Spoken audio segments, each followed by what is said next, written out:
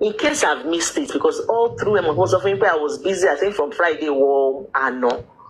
Toxicology, private toxicology, she result in regarding. I don't know if I have missed it. Is the result of their own autopsy and toxicology, is it not out yet? Because you remember the way they dragged the government, that their own took so long. So why is this private one that they spent 30 million on? How come we don't have results yet? Mo recommend to consent ni mo ṣe bere. Ṣé mo ti miss ẹni ẹjọ́ ṣó ti jáde? Wọ́n tó ṣe pé ẹni tó ọgbà tó mọ̀ gbà dédédédé ló sọ̀rọ̀. Àbúrò ẹ̀wọ̀n ni wọ́n ti confirm. Wọ́n ní sùn pé kò parọ́. Bẹ́ẹ̀ni, it's an evidence kọ́tẹ́ẹ̀lì táwọn lẹ́kọ̀ọ́ sí. Àlọ́lá kì í mọ bẹ́ẹ̀ tán. Ọlọ́run, irú àwọn èèyàn wo lélẹ́yìí? Everything anybody say, can you imagine? Mo sure wípé archive àwọn legal team yẹn go will be filled with junks. Their archive, their phone, their computer will be filled with, things that doesn't make sense, will be filled with junks and spams. Ló máa wà lórí kíní wọn. So nǹkan tẹ́ni sọ́nsìn wọ́n fẹ́ gbé lọ fún legal team. Ẹjọ́ ta ni legal team fẹ́ gbé lọ fún? So they will now take it to the court and say this person is Oba's sister, and this person said the Oba did this with Wumi. So what will they use that for in the court of law? So if this person now say, oh, the Oba did this with Wumi, does that now make Wumi guilty of buying the husband, or does that make Wumi son for the Oba? Even the comment section, legal team. Àwọn legal team yẹn gan wọ́n mọ̀ pé àwọn ti ṣiṣẹ́ gbà pẹ̀lú rọ́bìṣì tó máa ń kó fún wọn. Bàbá lórí request mi bí ẹni. Báyìí ní Solúsọ́lá. Ìjọ ní Nàìjíríà tí ó bá sí ní wọ́n fẹ́ compromise. Àwọn bá ti gbogbo àsìkò bá wọn pípé lóní association o. Ọgbà àwọn medical people lóní association tó wà lọ́jà umbrella kan o. Àwọn bá ọ̀tọ́ bá ti bá ìwọ̀n wípé ní. Ẹ̀wọ̀n ẹja mi àti sọ. Ẹ ti ẹ̀gbọ́n náà. Irú agbára ọmọ wù mí. Ṣé àwa tá a nífẹ̀ẹ́ ọwọ́ ọmọ wù mí là mọ agbára tí gẹ́ọ̀ yìí ní ni? Ṣé ráwọn tí ò bá tiẹ̀ yìí? They always say Wùmí ní agbára kan táwa ò mọ̀ o. This girl get power o. Na we no know o. Na we dey kóyan Wùmí kéré o. Wùmí na odogwu o. Did you hear now? Kò kí n ṣe ní nìkan ló máa sọ o. Even those in the justice for Mohbad, the likes of kí lorúkọ ẹ̀ kí mo fẹ́ forúkọ wọn ṣe kí lorúkọ Mike Urexi and co. They believe that Wumi's influence will get to, wherever the pathology is. They even said even if they take it to America, if they take it to Rwanda, if they take it to Canada, wherever, Australia, they said Wumi's, power. And what Wumi will get there and they will go and influence it. Wumi agbára yìí máa pọ̀. Mo gbọ́dọ̀ súnmọ́ Wumi o. Mo gbọ́dọ̀ súnmọ́ Wumi ènìyàn boni lára jaṣọ lọ o. Mo gbọ́dọ̀ súnmọ́ Wumi kó fọ̀nà hàn mí o. Kó introduce mi sí àwọn baba ńlá o. So Wumi, according to them now, Wumi will influence it, that there is an organization of pathologists and everything, that Wumi will get there and influence it. How? Abawala kan fojú báyìí wo Wumi ni. Good afternoon. Please don't believe what they are saying. All this. Oh, Sister Elizabeth. No, my darling sis, yo. People that are on my page don't believe rubbish, yo. But it's just that he travels. Woman travel gone. That is why sometimes I want to speak about it on my page and just let us just laugh about it in case all those low lifers come across this kind of video. They will know that some people know that all this thing they are saying is all lies. That's why I play it, not because I believe one bit. Nobody, none of my original, authentic follower will believe this rubbish. Láyé. In short, anybody tí bá mọ̀ tó bá believe we. Fúnra ara mi ni mo máa gbé lọ. Fúnra ara mi ni máa gbé ẹni yẹn lọ sí psychiatric ward kó lọ bá mi yẹ ọpọlọ ẹ̀ wò. We don't believe rubbish at all. Very, very, Sisi Yemi Ajayi, thank you. Then Yoba, illiteracy is a disease. Wọ́n máa sọ wípé education is not needed. Ta ló sọ bẹ́ẹ̀ fún yín? Ó máa yọ́lẹ̀ ní ṣá, ó máa yọ́lẹ̀ when you don't have it. Then you will believe anything. How can you say, Wumi's influence, that even if you take it to any country, now, according to them, what did that say? nìyẹn the battery okay ẹ jẹ́ àmà gbọ́. ọlọ́wọ́ bá wa sọ ṣe kọ́ ọlọ́wọ́ bá. Sis Latifa àwa màlá àmọ́ yìí Wùmí kẹ́ ẹ Wùmí tó ń wọlé láìkanlẹ̀kùn Wùmí that does not knock before entering. That is true. It's we that are close. Shut the door, babes. It's we that are close to her that don't even know how big and how powerful. Wùmí, come and take your cocoa. People like Wùmí are called Adakeja Bieshu. By the time our God will start dealing with them. That is true. It could be the way God fights for her. That is why they start thinking that, no, how can God be, how come she's man sort her house one way or another. She always does her things at the right time. Ó tó bẹ́ẹ̀ kí wọ́n máa rò wípé definitely ó ní agbára kan níbi kan tí Wùmí ń tọ́lá ni. Ó possible. Because now that you say the girl should fall, the girl has fall now. You say she should do something, she says she's going to do it. Yet, I feel yín tún wá wọ́ọ̀sì gan tún wá lọ sókè sí ní sìn.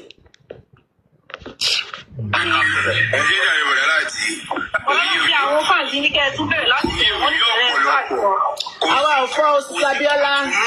Àbí tí ò bá sí facility yẹn ní ìlú yẹn ló máa ní kó lọ ṣe ń bò mí. Àwa ni a máa mọ bí àṣẹ ní sùn táàrí tó gbé. Ẹ ní sùn.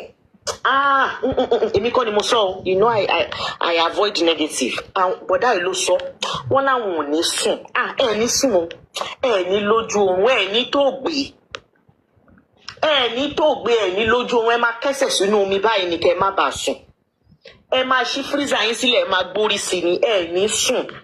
Kí ló ń jórun? Oorun níwájú adájọ́, ẹ lè sùn. Ìdí àìsùn yẹn lẹ máa wà, ibẹ̀ lẹ máa pa í sí.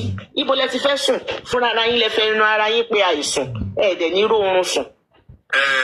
Mọ́mí J has given us pé tó bá ń lọ àwọn tó bá lè gbé ẹni dání kó gbé ẹni dání kábọ̀ lọ bẹ̀. Wọ́n ní kí n tún kí ní ìplé. Ṣé ń gbọ́? Karimo ni ọ̀gá pátápátá at the top now. Ṣé mọ̀ pé wọ́n ti gba agbára lọ́wọ́ UK àti Islander ń sìn nítorí pé àwọn sì ń jà sí ọ̀rọ̀ ó ṣe kinní yẹn fún mi kò ṣe kinní yẹn fún mi ìyẹn làwọn ń jà sí lọ́wọ́. So wọ́n ti gbágbára lẹ̀. Àǹtí Karimo náà gbágbára fún báyìí. So àǹtí Karimo ti sọ fún wọn wípé ibi tó bá ti fẹ́ lọ ṣe DNA o wọ́n ní kán pé bíríkótó o kán pọ̀ dáadáa kán gbẹ́ni dání ẹni bá fẹ́ gbẹ́ni ẹni bá fẹ́ gbé bẹ́ẹ̀dì ẹni bá fẹ́ gbé bẹ́ẹ̀dì inflatable bẹ́ẹ̀dì wọ́n ní kán tò síbẹ̀ báyìí kí gbogbo wọn lọ sùn síta abẹ tó bá ní kí ló dé kán ní àwọn fẹ́ make sure wípé wọn ò tamper pẹ̀lú DNA o kán lọ sùn síbẹ̀ kán gbẹ́ni dání wọn ò gbọ́dọ̀ sùn kò lè sórun èmi ẹ mọ̀ pé mi tiẹ̀ ṣe ń sọ ńgbà tí mo ṣe fídíò mo ní a lot of people máa sùn sí tí Wùmí ti sọ wípé òun fẹ́ ṣe DNA pé gbogbo àwọn tí wọn ò rórun sùn àṣẹ Ọlọ́run ti gba oorun lójú wọn permanently wọn ò lè sùn tí Jésù máa fi dé. Education is manifesting in all Wumi's conduct. God bless you, ma. Tani ó rán àwọn òpònú níṣẹ́. Àwọn náà ránra wọn. Àwọn Wùmí na president Osisi Olúṣọlá. Ẹni àbẹ́wò náà ṣe máa sọ kí ní yàrá ilé ẹni ò mọ iye ẹni lọ́rọ̀ Wùmí àwa là mọ iye ẹ o. Wùmí na Odogwu number 1001. Òun gangan ni OBO OYO àbí kí ló máa ń pè.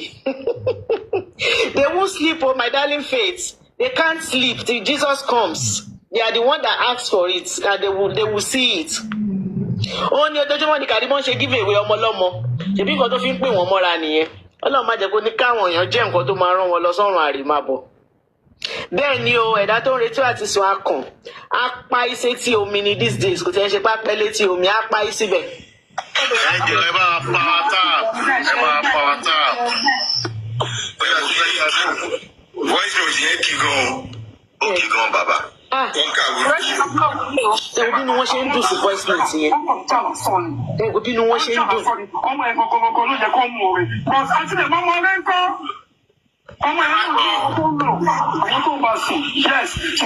Yes kẹ́ maybe Wùmí bóyá káàtì ẹ̀ kó má wá jẹ́ wípé àkọ́bí Tinubu kó má jẹ́ àkọ́bí president wa ló lóyún inú Wùmí o. Tó lágbára Wùmí ìpọ̀ o. Wùmí cannot be using this much agbára. Now I'm beginning to think. Kó má jẹ́ pé first born president wa olórí oko bámbàm. Kó má jẹ́ pé àwọn gangan náà rọ Wùmí ní oyún tó wà nú ẹ̀yìn torí ẹlẹ́sẹ̀ ìṣègùn. Ọmọ pariwo orí Elégùṣì lọ fún kọ́ọ̀sì. Orí kílọ̀kọ́ Elégùṣì. Anyway, ẹ má jà lọ́bẹ̀, but ṣé kí bọ́ọ̀sì ẹ jọ ń tọrọ lọ́rùn. Ó yá ẹgbẹ́ lọ fún legal team. Bọ́ọ̀sì DNA gangan lélẹ̀. Ìyẹn ní ọmọ yẹn ò ṣe lọ sí ìyẹn lọ́mọ yẹn orí olórí ẹsẹ̀ ẹlẹ́sẹ̀ lọ́mọ yẹn tẹ́ bá wò dáadáa. Bó ṣe papá kan jọ ti bí ló fẹsẹ̀ kan jọ. And this is somebody's father. I am telling you, and I will keep saying it.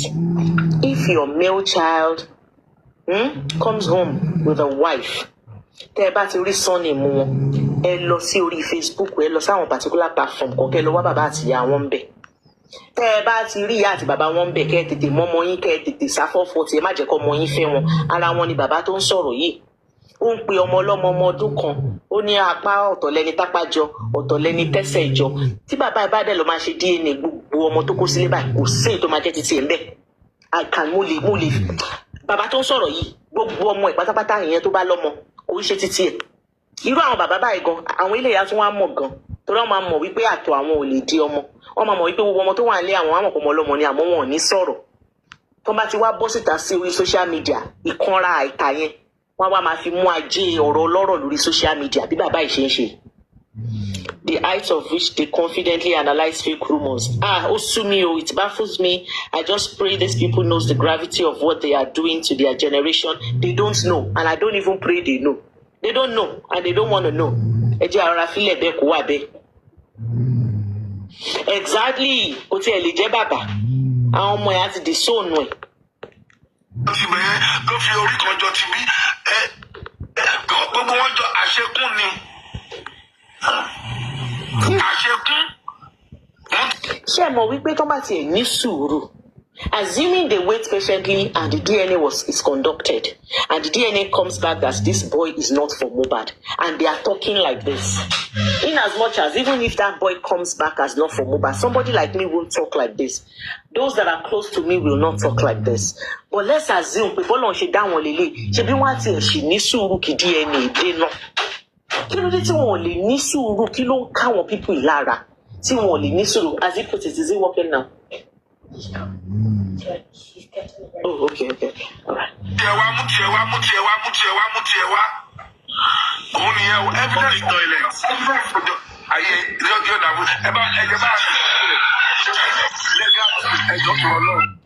Thank you, Olushola. If that woman is Oba Legushi's sister, she should be disowned. And I'm telling you, Oba yẹn ò kí n slack ìsìn. Tó bá jẹ́ family Ọba, tó bá fi anything súnmọ́ Ọba, ibi báyìí la máa wà sí. Lẹ́tà lọ́ba yẹn máa kọ́, ó máa make it official ni. Ó máa make it official. In short, mo máa download ẹ̀ sìn. Ó kàn jẹ́ wípé tẹ́ bá lọ sórí page yìí sìn, tẹ́ bá lọ type Ọba Elegushi. Page Ọba Elegushi tó máa jáde á tó 50. You won't know which is which ni. Fún rárá mi gan ni bá lọ send ẹ̀ ni bá lọ inbox ẹ̀ sọ́ba yẹn.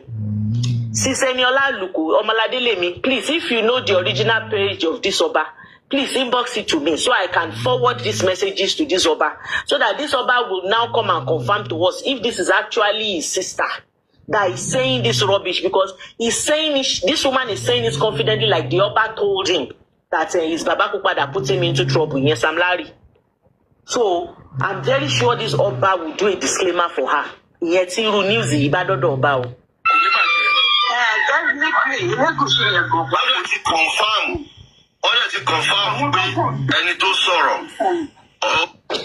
Sister Dupe, and God is looking at these people like this, calling someone else's daughter dumping ground from different men, public toilets. God arise and raise coals of fire on their head. Sister, your mom walara. But you know more when it comes to Orowumi, God, knows how to do his things in his own time. Ibi báyìí la máa wà, Ọlọ́run ní pa kankan nínú wa. Ojú wa báyìí la máa fi rí ìgbẹ̀yìn àwọn ọ̀tá Wùmí. Gbogbo àwọn tí wọ́n ti fi ẹnu wọn sọ̀kúsọ sí. Gbogbo ìgbà tí oríire Wùmí, ayọ̀ Wùmí, ìdùnnú Wùmí bá máa dé, Ọlọ́run ní pa wọn, ojú wọn báyìí náà máa fi rí. Nínú ibi táìsàn bá dé wọn mọ́lẹ̀ sí, ibẹ̀ ni wọ́n ti máa rí ìgbéga àti lọ síwájú Wùmí lágbára Ọlọ́run. Close mo bá tó tán pé kò parọ́.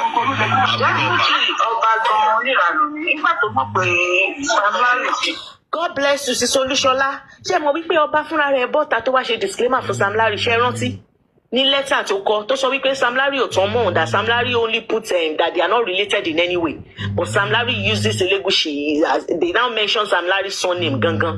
Ọba yẹn lòun ò mọ̀ rí, ó kàn fi títí ó fi kó bọ́ba yẹn ni. ẹ bá kí ló ń bọ̀ ẹ bá kí ló ń bọ̀ ẹjọ́ ẹ̀ẹ́dẹ̀ bá power tap sódì bàtí bá ọ̀yẹ́ ó dọ̀nà jẹ́ kí gúrẹ́ sí sọ̀rọ̀. lójú tèmi my own opinion my own view ọba yẹn lè máa mọ̀ ó lè jẹ́ láfítà tó la tán ni ó mọ̀. ṣe gbọ́ ẹni tó ń sọ̀rọ̀ yìí, ẹni tó ń sọ̀rọ̀ yìí ló máa ń tẹ̀lé dáàdi Mohbad káàkiri. Ṣe rántí gbogbo ìgbà tí wọ́n lọ sọ́dọ̀ man Abuja yẹn, ẹ rán mi létí orúkọ ẹ̀. Ìgbà tó lọ sọ́dọ̀ man Abuja yẹn, òun ló wà lẹ́gbẹ̀ẹ́ dáàdi Mohbad tó máa ń sọ̀rọ̀ in English, dáàdi Mohbad bá sọ Yorùbá, òun ló máa ń bá wọn ṣàlàyé. It's like the right hand man of daddy Mohbad. He was the one that said when they went for a sitting, I don't know what sitting they went for, that they said they went into one office or one policeman, that he said that he was calling Liam and he wanted to play with Liam, and Wunmi quickly carried her son. Pé kí lòun fẹ́ ṣe fọmọ yẹn, ṣé òun fẹ́ ṣèkà fún ni. Now ṣé Wunmi ṣé ó já Yorùbá, ṣé Wunmi ò ṣe right thing bó ṣe sáré gbé ọmọ ẹ̀ sá fún Manu yìí? Did you hear what this man just said? That yes, òun gbà pé ọba la bó ṣe sọ nìyẹn o. Ìyẹn ìyàwó yín lẹ́ẹ̀ náà sọ̀rọ̀ ìyàwó yín tí ọmọ yín fẹ́ ní ṣùlọ́kà, tí gbogbo yín tẹ́ ẹ dé fìlà tẹ́ ẹ lọ fẹ́ ní ṣùlọ́kà, tí ẹ gba ẹjọ́ ẹ rán mi létí kí ni mọ́tò tí wọ́n rẹ́ǹtì yẹn, Bẹ̀rẹ̀kẹ̀tẹ̀, God bless you, ẹni tó máa ń interpret ní Bẹ̀rẹ̀kẹ̀tẹ̀ fún bàbá nìyẹn. Ẹni tí wọ́n fẹ́ ní ṣùlọ́kà ò tí ọmọ wọn Mohbad tó máa ń pọ́nlá tọ́ ní ohun ẹ̀ dàbí ohun kọ̀ǹkọ̀ tí Wùmí nìyẹn, òun ló jẹ́ kọ́mọ yín Mohbad kó máa kó jẹ kó máa pọ́nlá. Òun ọ̀rọ̀ ẹ̀ ló ní Gurexy fẹ́ sọ awítọ́ wá ní Wùmí gbọ́mọ sá fún ẹ kó fẹ́ bọ́mọ ẹ̀ ṣeré ó wá gbọ́mọ ẹ̀ sá. Rí torí Wùmí pé tí ò jẹ́ kí bọ̀dá ìfọwọ́ kan mọ òun. Ṣé gbọ́n nǹkan tí bọ̀dá ìsàn ń sìn pé òun náà mọ̀ pé ọba la. Ṣé ń gbọ́? Àní àwọn tí Wùmí lẹ́yìn tí gbogbo jẹ́ ẹni yìí bá ti bọ́ta tí ò bá lè send ìwé kó pé gbogbo àwọn pípù yìí lẹ́jọ́ á dùn mí jù. ẹ bá power tap now ẹ bá jà sí power tap àgbélé àpò alẹ́ yìí o. hello Lalaji. hello mo ń gbọ́ yín bàbá. ọba yẹn Ṣé jèrè Prado? Àbọ̀ yẹn ó dọ̀nà jẹ́ kí gúrẹ́ sí sọ̀rọ̀. lójú tèmi my own opinion my own view ọba yẹn lè máa mọ̀ ó lè jẹ́ láfítà tó la tán ni ó mọ̀ kò lè mọ̀ pé wọ́n kàn pàkéjì ẹ̀ wá fún ni òun náà dẹ̀ ó ṣe kí n tó. Pákéjì nǹkan tó kó bá bàbá. And from this voice note it is now established pé ọba àti Sam Larry family ni wọn because woman tó ń sọ̀rọ̀ yìí ẹ̀gbọ́n ló jẹ́ sí ọba ó dẹ̀ sọ pé ọmọ àǹtírísì which is àǹtírísì yẹn ó mọ̀ by relationship by relative. Wọ́n tán so gbogbo ìtọ́jọ́ ń deny ara wọn yẹn nítorí nǹkan tí wọ́n tí yẹn ṣe tó fẹ́ kàn fight fún mi. Exactly, Blackie B. If Oba start arresting them now, they will say they are using power. Wọ́n ní wọ́n lo agbára ni, wọ́n ní oppressor làwọn ọba. They will be talking as if these people kò kí ń ṣomi àtẹ̀jẹ̀ ló ń rànù lára ọba àti ìjòyè náà. And actually, something came to my mind. Either positive or negative, either head or tail. Already àti gbà because wọ́n ti máa sọ lẹ́nu Liam ò lè lọ school. Liam ò lè ní láti ṣé kí ni bọ̀dá yìí ń sọ náà? Ó ní Liam ò lè lọ school. Ṣé wọ́n sọ fẹ́ pé wọ́n mú Liam dé school wọ́n lé ń bẹ̀ ni pé lọ mú DNA test wá o ká tó lè fi ẹ́ sí school o? What is this person saying nítorí Ọlọ́run? láì ṣe kí ni ayé máa já pé wọ́n lè gba nǹkan tó fẹ́ gbà lára ọmọ ìkọ́dọ̀ ṣe lẹ́yìn òun máa ní láti ẹgbẹ́ wo nǹkan tó bá fẹ́ ṣẹlẹ̀ kó ṣẹlẹ̀ nítorí ọmọ yẹn she might have been forced wá jẹ́ ọmọ ìbẹ̀rẹ̀ school ọmọ tó ti lé ní 1 year tó tí ò máa lọ crèche lásán it's not done ẹ gbọ́dọ̀ máa ro mọ́ra lórí pé ẹ fẹ́ ká máa yẹ ọmọ.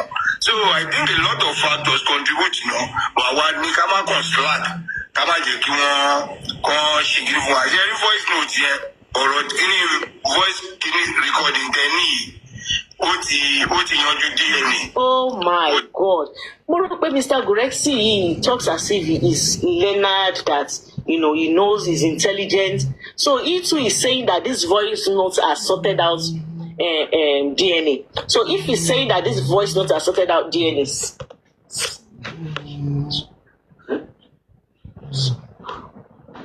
tó bá sọ wípé ó ti sort out DNA, ṣé ó sọ wípé kò ní ìdí kan ṣe DNA money or what? Ti fún wa ní 70% headway sí DNA.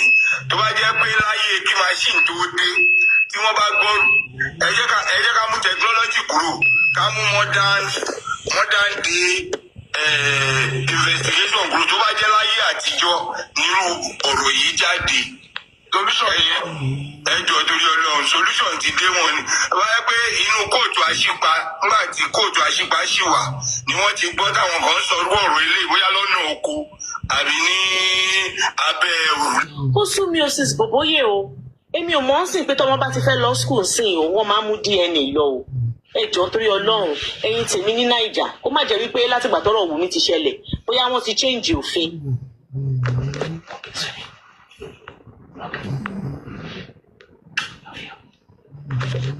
Ṣé wọ́n ti change òfin ni? So nísìnyí tí anything bá ti ṣẹlẹ̀ àbí téèyàn bá ti fẹ́ mọ́ ọmọ lọ school sìn ṣé wọ́n gbọ́dọ̀ máa mú laminated DNA result dání so that ọmọ yẹn á lè wọ school bóyá nítorí ẹ̀ ní Liam ò ṣe tí ì lè wọ school torí kò yé mi tó ń sọ wípé nítorí gbogbo nǹkan tó ń ṣẹlẹ̀ Liam ò lè lọ school òun ni Wùmí ṣe wá decide láti ṣe DNA. Liam is just one for God's sake. Ìgbà wo lọ́mọ yìí pé wọ́n nù torí Ọlọ́run. It is a confirmed. Ẹ̀yin ní kọ́kọ́ o sísọ Olúwakẹ́mi Dáìró mi ì fẹ́ think out aloud ni o èmi gan wíṣì pé kójọ́ ọmọ ọba ni kọ́ bá wá gbé nǹkan ẹ̀ o kọ́ bá wá gbé nǹkan ẹ̀ o everybody lálàáfíà o àmọ́ Ọlọ́run ò rí Ọlọ́run ò gbà yẹn láyé o Mohbad ló lọ mú ẹ̀ o èmi gan wíṣì pé ọba lónìí kó wá gbé nǹkan ẹ̀ o kó gbé nǹkan ẹ̀ lẹ́nu àwọn pípù yìí kó gbé lọ pátápátá kó gbé nǹkan ẹ̀ kó wá gbé nǹkan ẹ̀ tó bá jẹ́ òun náà dẹ̀ ló ní Wùmí níyàwó kó wá gbéyàwó ẹ̀ o. Àmọ́ Ọlọ́run ọba gan mọ̀ pé Mohbad ló ní nǹkan ẹ̀ o tímútímú tọ̀rọ̀tọ̀rọ̀ tíṣe lọ́mọ yẹn fi jọ bàbá ẹ̀ àfi bí ẹni pé bàbá ẹ̀ àfi bí ẹni pé ó mọ̀ wípé my dad is not here people need to see my dad in me. Every time I see that boy, believe me, I see Mohbad. His countenance, his mannerism is uncanny. Ó jọ bàbá ẹ̀ bí ìmúnẹ. And yet these people are still saying all this. And this girl has agreed. She has agreed. You said the only reason she refused, the only reason she said she's not going to do it is because she knows for sure that, her son is not for Mohbad. So if you are saying that the only reason she doesn't want to do it is because she knows, then automatically when she decides to do it, that counters what you are saying. That means she's doing it because she knows that the boy is for the husband. Yet you guys are still crying profusely. Solution to the situation at hand. Wherever yes, my darling says. And any dog before back,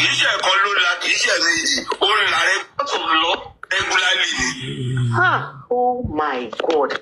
This is coming from Baba Mohbad's ally.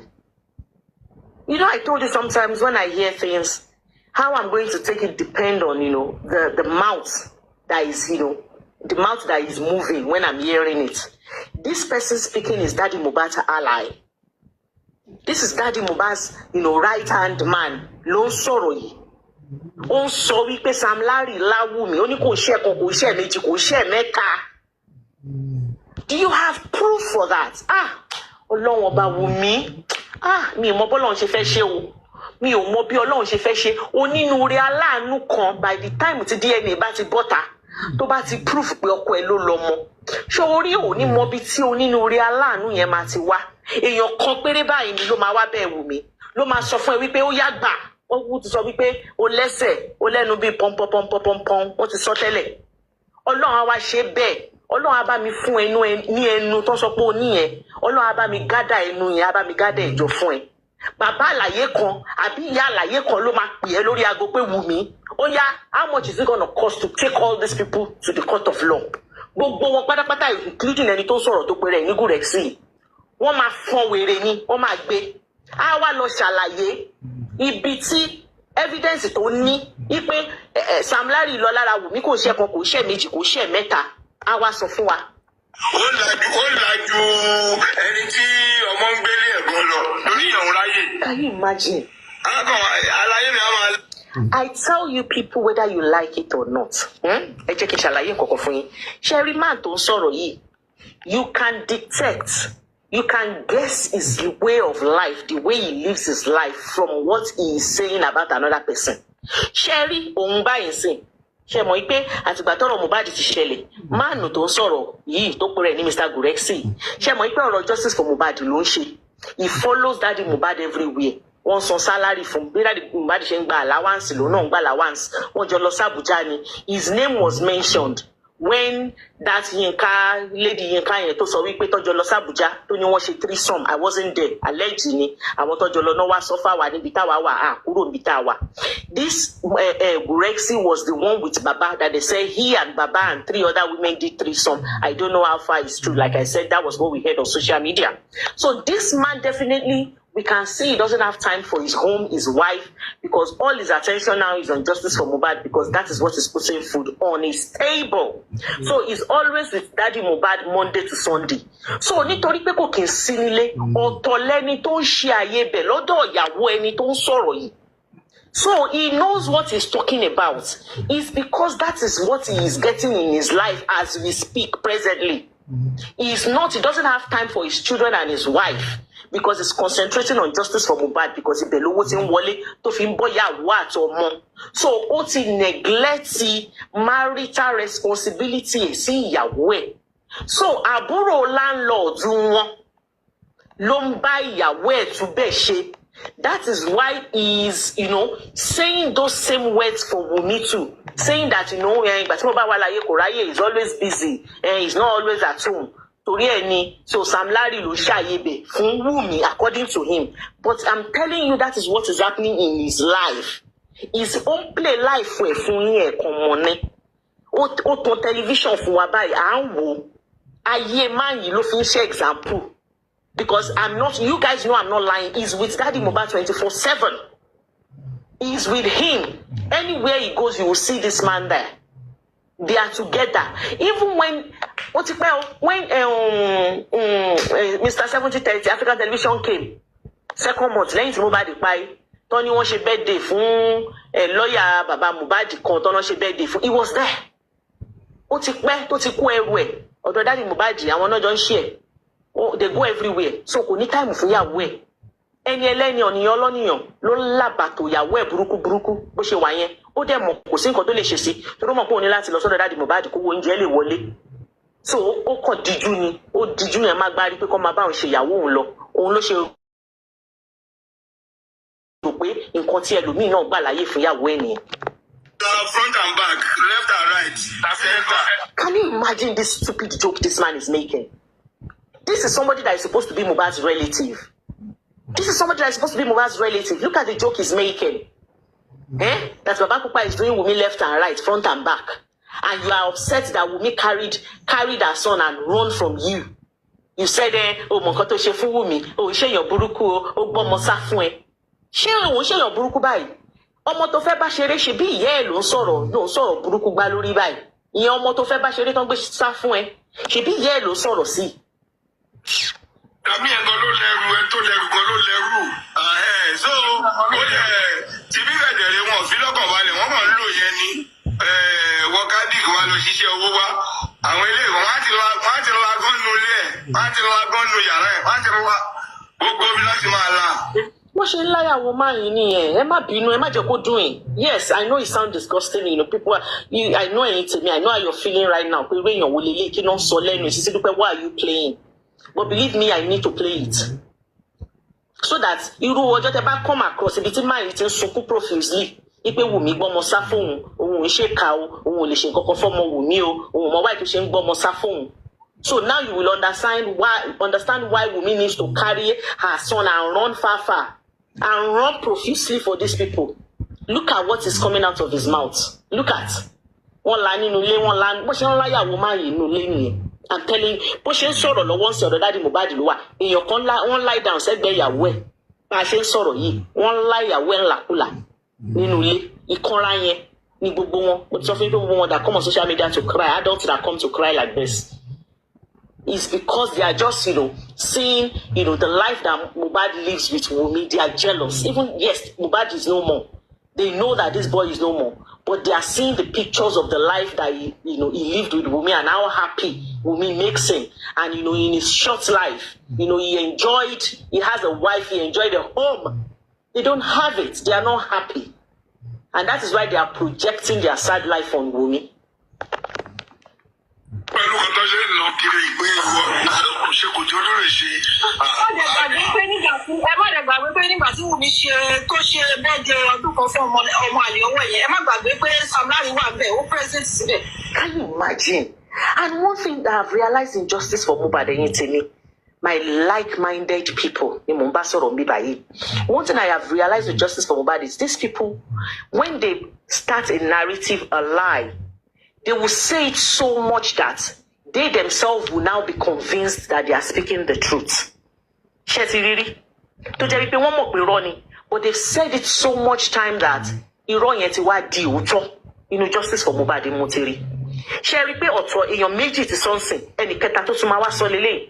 That Sam Larry was at the birthday. Who said that? Which birthday? Birthday that the likes of Kiloruko and Titowa Naija don't sorrow yen. Sister Kiloruko and Titowa the birthday yen. Oh. Iru birthday yen. Can't see yen and Titowa Naija yen. Towa be. So Sam Larry ma wa sibe gbogbo wa oni gbo. Mo sure pe ru anti yen ma ton life ni. O ma ton life si Sam Larry loju won ma bere si ni gbe sepe ni pe kini were en wa nbi. Mo ti e mo wi pe carpenter Sam Larry gan won bi da. Ko fi yin yosu. Ko lo fẹ́ lọ sí birthday. Sam Larry gan ojoojúmọ́ ló ń jókòó sórí awọ pé eléyìí tó ń wá yìí kọ́ lóun kókó òun yọ. Ojoojúmọ́ ló ń sunkún sọ́lọ̀ Ọlọ́run. Tẹ́ bá rí pé kíní black orí ẹ̀ tó máa ń hàn téèyàn bá ń kírun yẹn. Now láti wá sí mo bá ti ṣaláìsí kíní yẹn ti ń hàn gan very black because I can tell that he's praying 24 hours for God to take him out of this, where he found himself. So you now think that Sam Larry awa kasho alone lost birthday. Ẹ kàn jókòó kẹ́ now. But these people actually believe the lies that they are saying.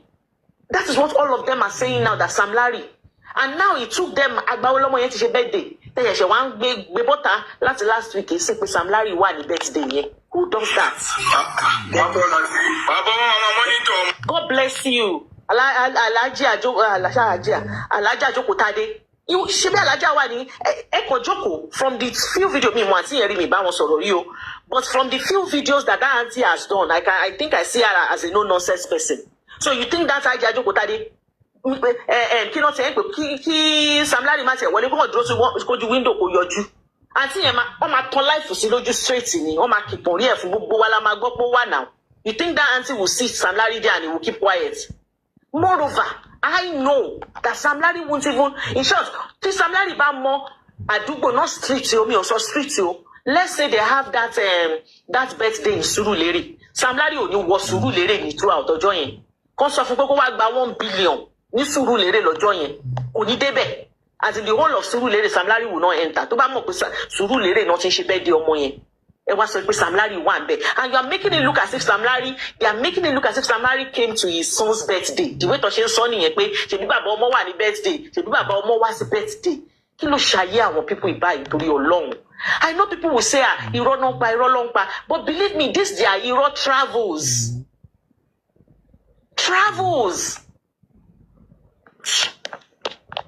Ṣebí bàbá ló sọ pé jọ́ kó mọ wọn èso oúnjẹ wọn tún wá kó wọn lọ ilé ìbòmí. Pé àwọn ọ̀fẹ́ kan káwọn ọmọ bẹ̀ wọ́n ní wọ́n kàn fi kúlà gbóúnjẹ wá àwọn ọmọ bí wọ́n ti dáná. Dr. Latisne ṣe rí gbogbo ìtàn sọ yìí náà kára ẹ̀yìn. Obani Wunmi will make a fortune from suing people when all this is done. In short, èmi gan ó ń ká mi lára ni. Bí ẹ pé kémi gan sì kí sáré lọ sí school kí n tètè parí. Kó jẹ́ pé school tí mo lè lọ sí tí màá gba kí ló máa ń pe àwọn tó máa ń ṣe iṣẹ́ lọ́yà. Kí n tètè wọ school sí kí n tètè ṣetán kí n gba certificate kí n wá ṣe pro bono fún kí n bá gbé gbogbo wọn pátápátá lọ ilé ẹjọ́. Gbogbo àwọn tó ti tẹnu wọn bẹ́ẹ̀ rọ̀fọ̀. Nǹkan tó ń rí tán náà wọ́n rí. Tó ń parọ́ profusely, tó ń bí profusely. Nǹkan kan lèmi kàn máa fẹ́ kí tó bá lè work kí Gúrẹ́sì àti àwọn legal team pẹ̀lú bàbá kí wọ́n work lé lórí. Ẹ jẹ́ kí wọ́n ṣe more findings lórí ẹni tó sọ̀rọ̀ yìí kí wọ́n mọ̀ kí ni relationship rẹ̀ kí wọ́n lè establish it. These people, oh my God, irú àwọn èèyàn ò lè lè yọba. What kind of people are these? Look at them. Look at them speaking about that video, that audio. Look at them having a meeting on that audio and how they are going to, use the audio to take it to the court. She won't need number 6 in it that they cannot tender this in the court of law. They don't need it. This is just common sense. You are hearing from a third party. You don't want to take it to court. Jesus Christ. Kí wọ́n ti mọ ẹni tó sọ̀rọ̀ yìí, wọ́n ti pè mí lẹ́sẹ̀kẹ́, wọ́n ti sọ ẹni tó jẹ́ fún ló. Ẹ̀ka àwọn onímọ̀ sọ pé kí wọ́n ṣáàlè ní kí wọ́n ní proof yẹn lọ́wọ́. So with that and the voice message yìí, they can go to court láti sọ pé bàbá mo fẹ́ ṣe kíní abroad reason tí mi ò fi lè ṣe even the war Nigeria lélẹ́yìí mo fẹ́ ṣe abroad. I think tí wọ́n bá discuss ẹ̀ pẹ̀lú legal team pẹ̀lú establishment pé ẹni tó sọ tó make statement yìí o báyìí ló ṣe jẹ́ ibi tó ti wá rèé o probably. Wọ́n ṣe ń gbọ́ wọ́n ní Gúrẹ́sì has opened 2 shops out of these lies. That's why he will continue further. Abájọ èyí tó fi tùyàwó ẹ̀ lójú ni ó ṣí ṣọ́ọ̀bù fún ìyàwó ẹ̀. Òun lọ mú létí dádì Mohbad. Àbúrò láńlọ́ọ̀dù ó ń bá ṣe ìyàwó ẹ̀ dáadáa. Ó ṣe rò pé ọ̀tọ̀ lẹni tó ń ṣe Wùmí náà nígbà tọkọ ẹ̀ wà láyé. Wọ́n bá tọ́jú ìyàwó títí ẹ̀ náà. Inú ṣọ́ọ̀bù tó gbà fún ìyàwó ẹ̀ yẹn náà ibẹ̀ náà ti ń wọlé tán ti ń wẹ̀yìn tán ti ń wẹ̀gbẹ́ fún ìyàwó ẹ̀ náà. Gúrẹ́sì said he's a University of Ife graduate, a jobless man and a failed father. He's not related to Baba Mohbad. Oh, he's not related, but his livelihood depends on his justice for Mohbad. He fell off with Yeye Kudi, so he can come and lie on Latisne platform to support their lies so that he can get more money. This is Olushola. Why do people just use things that they don't know to me? Wait, let's talk, okay. And you need scholarship to participate. What want to accept it? So what you want to bring up money? But you won't buy anything from social network. There's a part of law in Nigeria to version any media is part of evidence. Sister Anita, baby. Next meeting. Law 256. You tender it to be corona, strong by anybody to bat in evidence. Record voice. Say they can tender if I want lawyer here. Tender. And the play open to man. DNA doing abroad. More address. Exactly. Hold on. Ẹ má gbàgbé pé nígbà tí Fálànà tó fẹ́. Ẹgbọ́n ẹ̀mọ́ àyè ẹjọ́ lọ. Social media ló ṣàgbẹ́ ló fi ṣe o. Wọ́n wá ní kó lọ gbé fóònù. Hold on. Ṣé bẹ́ẹ̀ mọ àyè kẹ́ nínú ayé? Ọmọ ayé ni nà ẹ̀ mọ lẹ́nu yẹn. Ọmọ ayé ni ẹni tó sọ̀rọ̀ yẹn. Ọmọ ayé ni nà ó. Ṣùgbọ́n ọmọ ayé ni àbí kí ló mì gbà ọmọ ayé? Ọmọ ayé ṣé ni yẹn wà nínú kinní àwọn ayé yẹn ni ṣé ti rí ṣé tún ti rí ṣé fẹ́ máa sọ pé ọbẹ̀ náà wà nínú kinní ayé yẹn ní sìn ẹgbọ́n tó ń sọ pé ọmọ ayé ni àbí kí náà mì gbà ọmọ ayé ni inú ayé kọ́ ni gbogbo wa wà ní ẹ̀ṣẹ̀ rí justice for Mohbad gan ti dá gbogbo ẹ̀. Ọmọ ayé lẹ tó sọ̀rọ̀ yẹn. Àjọyìn kẹ́yìn ọmọ ayé ni. Ọmọ ayé ni. Ó dẹ̀ fámìlì ẹni tó dẹ̀ dá gangan dẹ̀ ni. Ṣé ẹ mọ̀ pé orí Yes, my darling Faith, I can see it.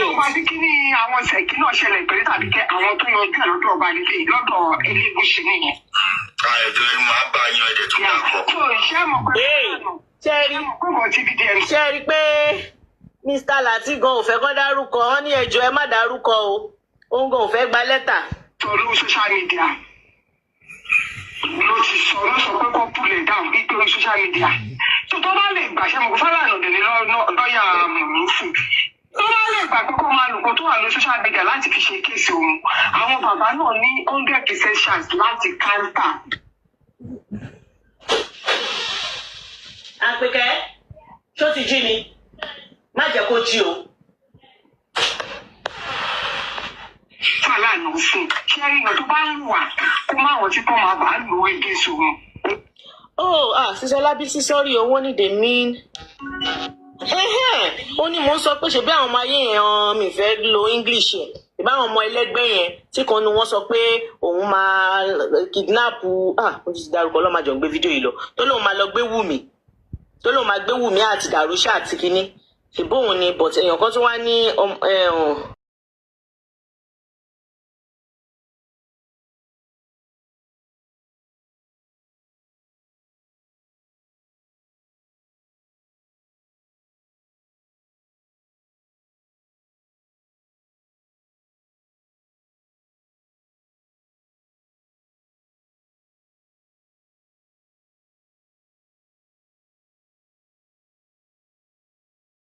ìjà fìyẹn lẹ̀ ó jẹ́ àfi gbogbo ọ̀rọ̀ Franca yẹn sílẹ̀. Táàgì mi ṣe máa bòye nǹkan. Wọ́n ní ojúmọ́ ni mọ́tò yẹn tó kò sí alájà. Tó ń ṣọ́ àwọn ọlọ́pàá yẹn ẹjọ́ ẹjọ́ ṣe.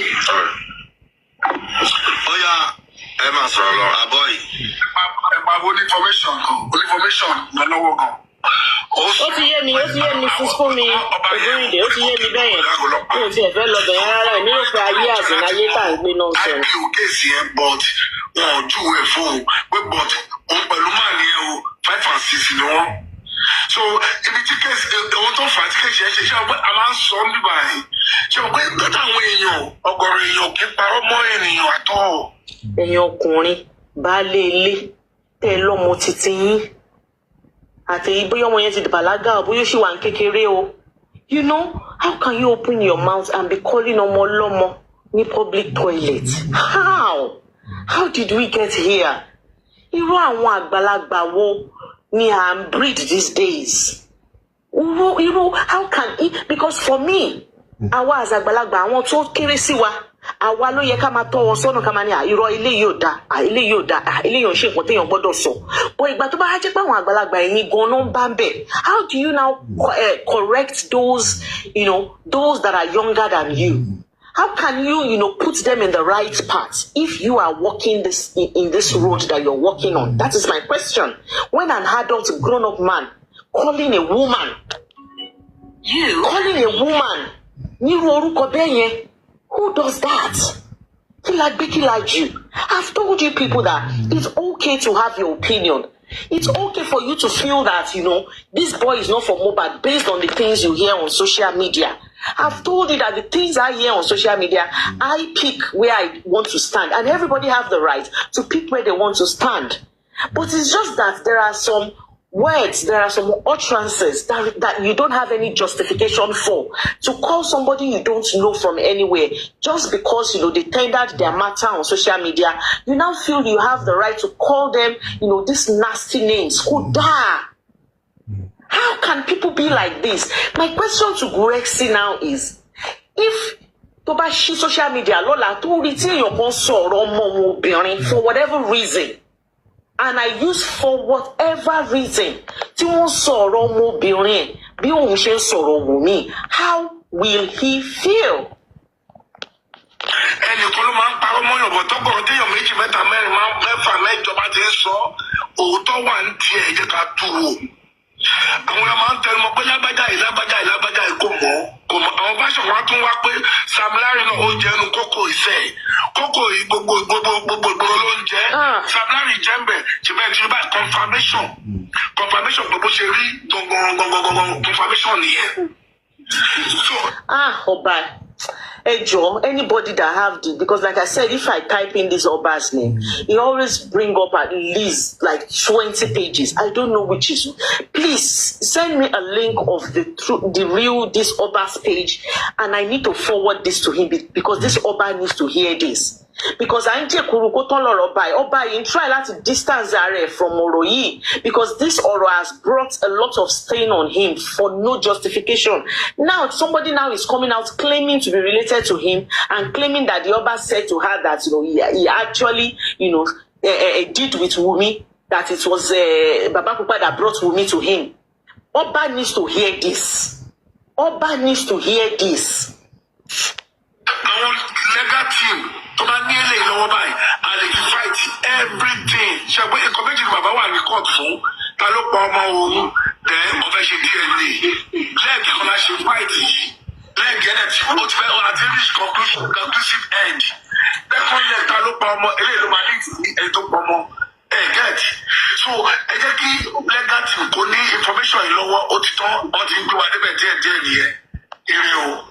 Only voice note or play say ló máa lead sí ẹni tó pa ọmọ. Ta ló ṣe àwọn people yìí báyìí o? Ta ló gba Sátidé lọ́wọ́ àwọn people yìí? Tí ó wá gbé nǹkan kan lé wọn lọ́wọ́ wá ní wọ́n gba Sátidé wọ́n gbé kinní kan. Wọ́n gba Sátidé wọ́n gbé ẹni ọjọ́ lé àwọn people yìí lọ́wọ́ kẹ̀. How can the voice note you've just heard of somebody saying Oba said this now give you proof of who by Mohbad? How does that correlate? Have I not told these people? Educate our people. The fact that you even have a proof that somebody is promiscuous, that somebody is sleeping around, that's you can't use that same proof to say that person by somebody. Our people. Even go carry picture ibi tí Oba àti Wumi tí wọ́n ti jọ wà pọ̀ tó ń gbé nǹkan sí nǹkan carry video ẹ̀. You can't use that to prove pé okay Oba pa ọkọ ẹ̀. You need evidence for that. You need evidence where the Oba is conspiring to do it, or evidence of where the Oba is doing it, or evidence of where the Oba is speaking to the nurse that Oloni Kini tí wọ́n ti jọ ń sọ̀rọ̀ tó ti jọ negotiate àbí ibi tí Oba ti fi owó lump sum sí àkáǹtì nọ́ọ̀sì yẹn. You need all that. But you cannot say, oh, you have a proof that says, oh, Wumi and Oba did something. Then that automatically now give you the proof you are looking for who buy more. Who does that?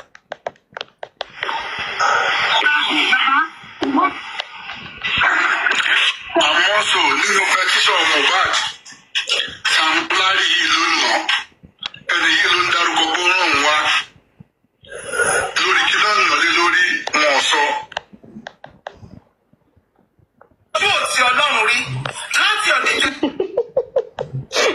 Máa tó fi yín sílẹ̀. Bó ṣe rí ọ̀rọ̀ màmá yìí. At first ọ̀rọ̀ wọn máa ń ṣe mí bákan, but it got to a point ọ̀rọ̀ wọn kàn máa pa mí lẹ́rìn ni. Ọlọ́run. Ṣé ẹ mọ̀ àwọn tó jẹ́ wípé they are so wọ́n ti so gbé ọ̀rọ̀ Ọlọ́run sórí. And they believe that they can use ọ̀rọ̀ Ọlọ́run any way, shape and form that they deem fit. They believe that they can pick a verse in the Bible and turn it and use it whichever way to favor them. Ìyẹn ni Mama Rich Grace yìí, ẹgbọ́n ilé. Ní Ọlọ́run ti gba ọ̀rọ̀ yẹn sọ́wọ́ tó bẹ̀rẹ̀ sí ní ṣe nǹkan tó fẹ́ ṣe. Ṣé you understand? Ẹ̀yin ni kẹ́ lọ mú sùúrù lórí ọ̀rọ̀ yìí. Wọ́n bá ànípẹ́sẹ́ ẹ jẹ́ kí wọ́n gbé sáǹpù yẹn. Ẹ jẹ́ kí wọ́n lọ ṣé mọ̀ pé wọ́n gbé bọ́dì wọ́n gbé sáàpù Mohbad lọ sí anywhere wọ́n gbé lọ́nà. The pathologist said so. Ó ní pé nígbà tóun ṣe autopsy tòun tán the law of the rule is to give the IPO. Only I heard that the sample was even there for so many months. Wọ́n gbé lọ sí anywhere. Ẹ jọ̀ọ́ ṣó padà tú àbí kò tú. Ọlọ́run fúnra rẹ̀ gangan ló mú ọmọ kékeré yẹn wá. Ṣé ẹ mọ̀ wípé Mohbad náà sọ nígbà tí wọ́n sọ wípé orúkọ ọmọ yìí is Mohbad Junior, ó ní láéláé, ó ní kì í ṣe orúkọ ẹ̀ nìyẹn, ó ní his name shall be called Light, ó ní justify reason ẹ̀, ó ní pé torí pé he is going to be the one to shine the light, to show the path.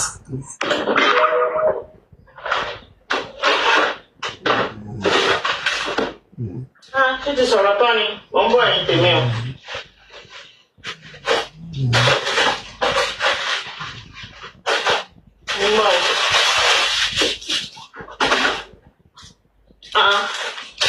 Mo lọ mú àìsàn ní ọmọ mi.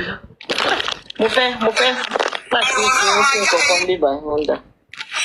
ní kì í ṣorúkọ ẹ̀ nìyẹn.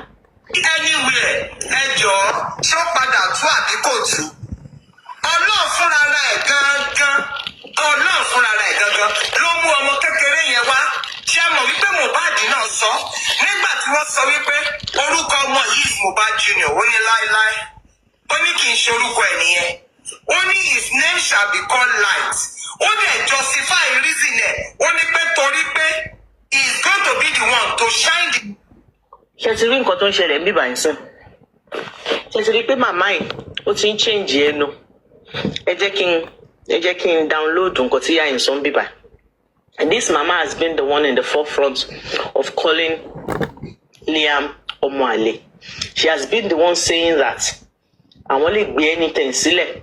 Màmá yìí ẹ mọ̀ pé UK náà máa ń gbọ́yàn sílẹ̀, gbáyà sílẹ̀, gbé gbogbo ara sílẹ̀ pé ọmọ yẹn ò lè jọmọ Mohbad. Màmá yìí náà wà lára àwọn náà táwọn náà máa sọ pé àwọn lè gbé gbogbo nǹkan lẹ̀ pé ọmọ yẹn ò kì í ṣọmọ Mohbad. I think now that she sees that, Wunmi has decided to go and do this DNA. Now she's beginning to think, there might be possibility that this boy is actually from Mohbad. And that is why you now see her here trying to change her words. Now saying that before Mohbad died, he actually told people, oh, don't call this boy Liam, call him Light. He's the light of the world. What is this mama trying to tell us? I thought you said the boy is not from Mohbad. I thought, Emma Binu, this mama was one of the people. This mama was one of the people that said that when Mohbad was alive, he had his doubts about this boy. But now you are now coming out to tell us again that when Mohbad was alive, he said, oh, don't call this boy Liam, call him Light, is the light of the world, blah, blah, blah. Let me to ask this mama where this is coming from. Is it not same you that has called Liam Orishirishi Oruko? And you said, even when somebody made a comment on her show one time that she was on her show and somebody referred to Liam as Light. This mama said, anybody ma wa pe ni Light fún ọmọ ipe ọmọ àlè ò kì í ṣe Light. How come this boy now automatically nígbà tí mama ẹ̀ ti sọ pé òun máa ṣe DNA? Kí ló dé tí mama ẹ̀ ti wá ń change ẹnu ń sìn? Ṣé ti rí wọn báyìí? Àwọn alábòsí because ìwà alábòsí ni ìyá yìí wò. This mama talks as if the day Mohbad and Wunmi met. The day Mohbad said to Wunmi that I like you, come and be my girlfriend, she always talks as if she was there. She talks as if from that day till the day Mohbad died, she knew everything. She talked with so much conviction. Now, what if I change here? Wọ́n wá fẹ́ máa pe Liam nsìn, so Liam Light ni àbí. So màmá iṣẹ́ ṣe jí ni. Ẹ wo ojú àwọn tó máa bó. Tẹ́ bá ń gbọ́ ojú yín á bó. Á bó láì ṣe pé anybody fọwọ́ kàn yẹn kàn sùn èjì ni. Ẹ máa rí pé ojú yín ti bó. Gbogbo ọ̀rọ̀ tẹ́ pa. Gbogbo ọ̀rọ̀ tẹ́ pa.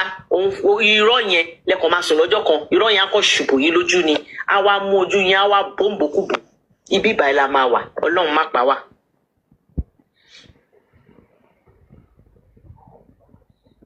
No good parental background that do you expect? That woman is a devil's advocate. Any church parish. Oh no, and I can't stand people that when you want to buy when you want to leave this, this lies, you want to build your house on lies, it's fine. But you now want to share that when you go stand. People that now want to justify their bad behavior, justify their utterances, justify their negativity with the word of God. Who does that? Kia, Leviticus chapter 1 verse 13. Deuteronomy verse 4 verse 10. Ó sọ wípé Ọlọ́run bá rẹ jọdá.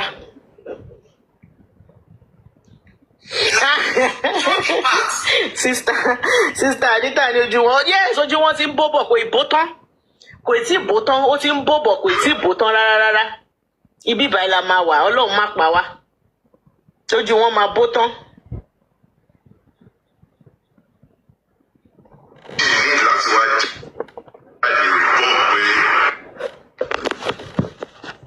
àwọn òtí wọ́n di mọ́ ọ̀kẹ́ pé àwọn òtí ń jẹ nínú sàárà yẹn rí because it is obvious pé sàárà yẹn a lot of people ń jẹ nínú sàárà yẹn bóyá wọ́n wá gbé sàárà yẹn kọjá mọ́ṣáláṣí.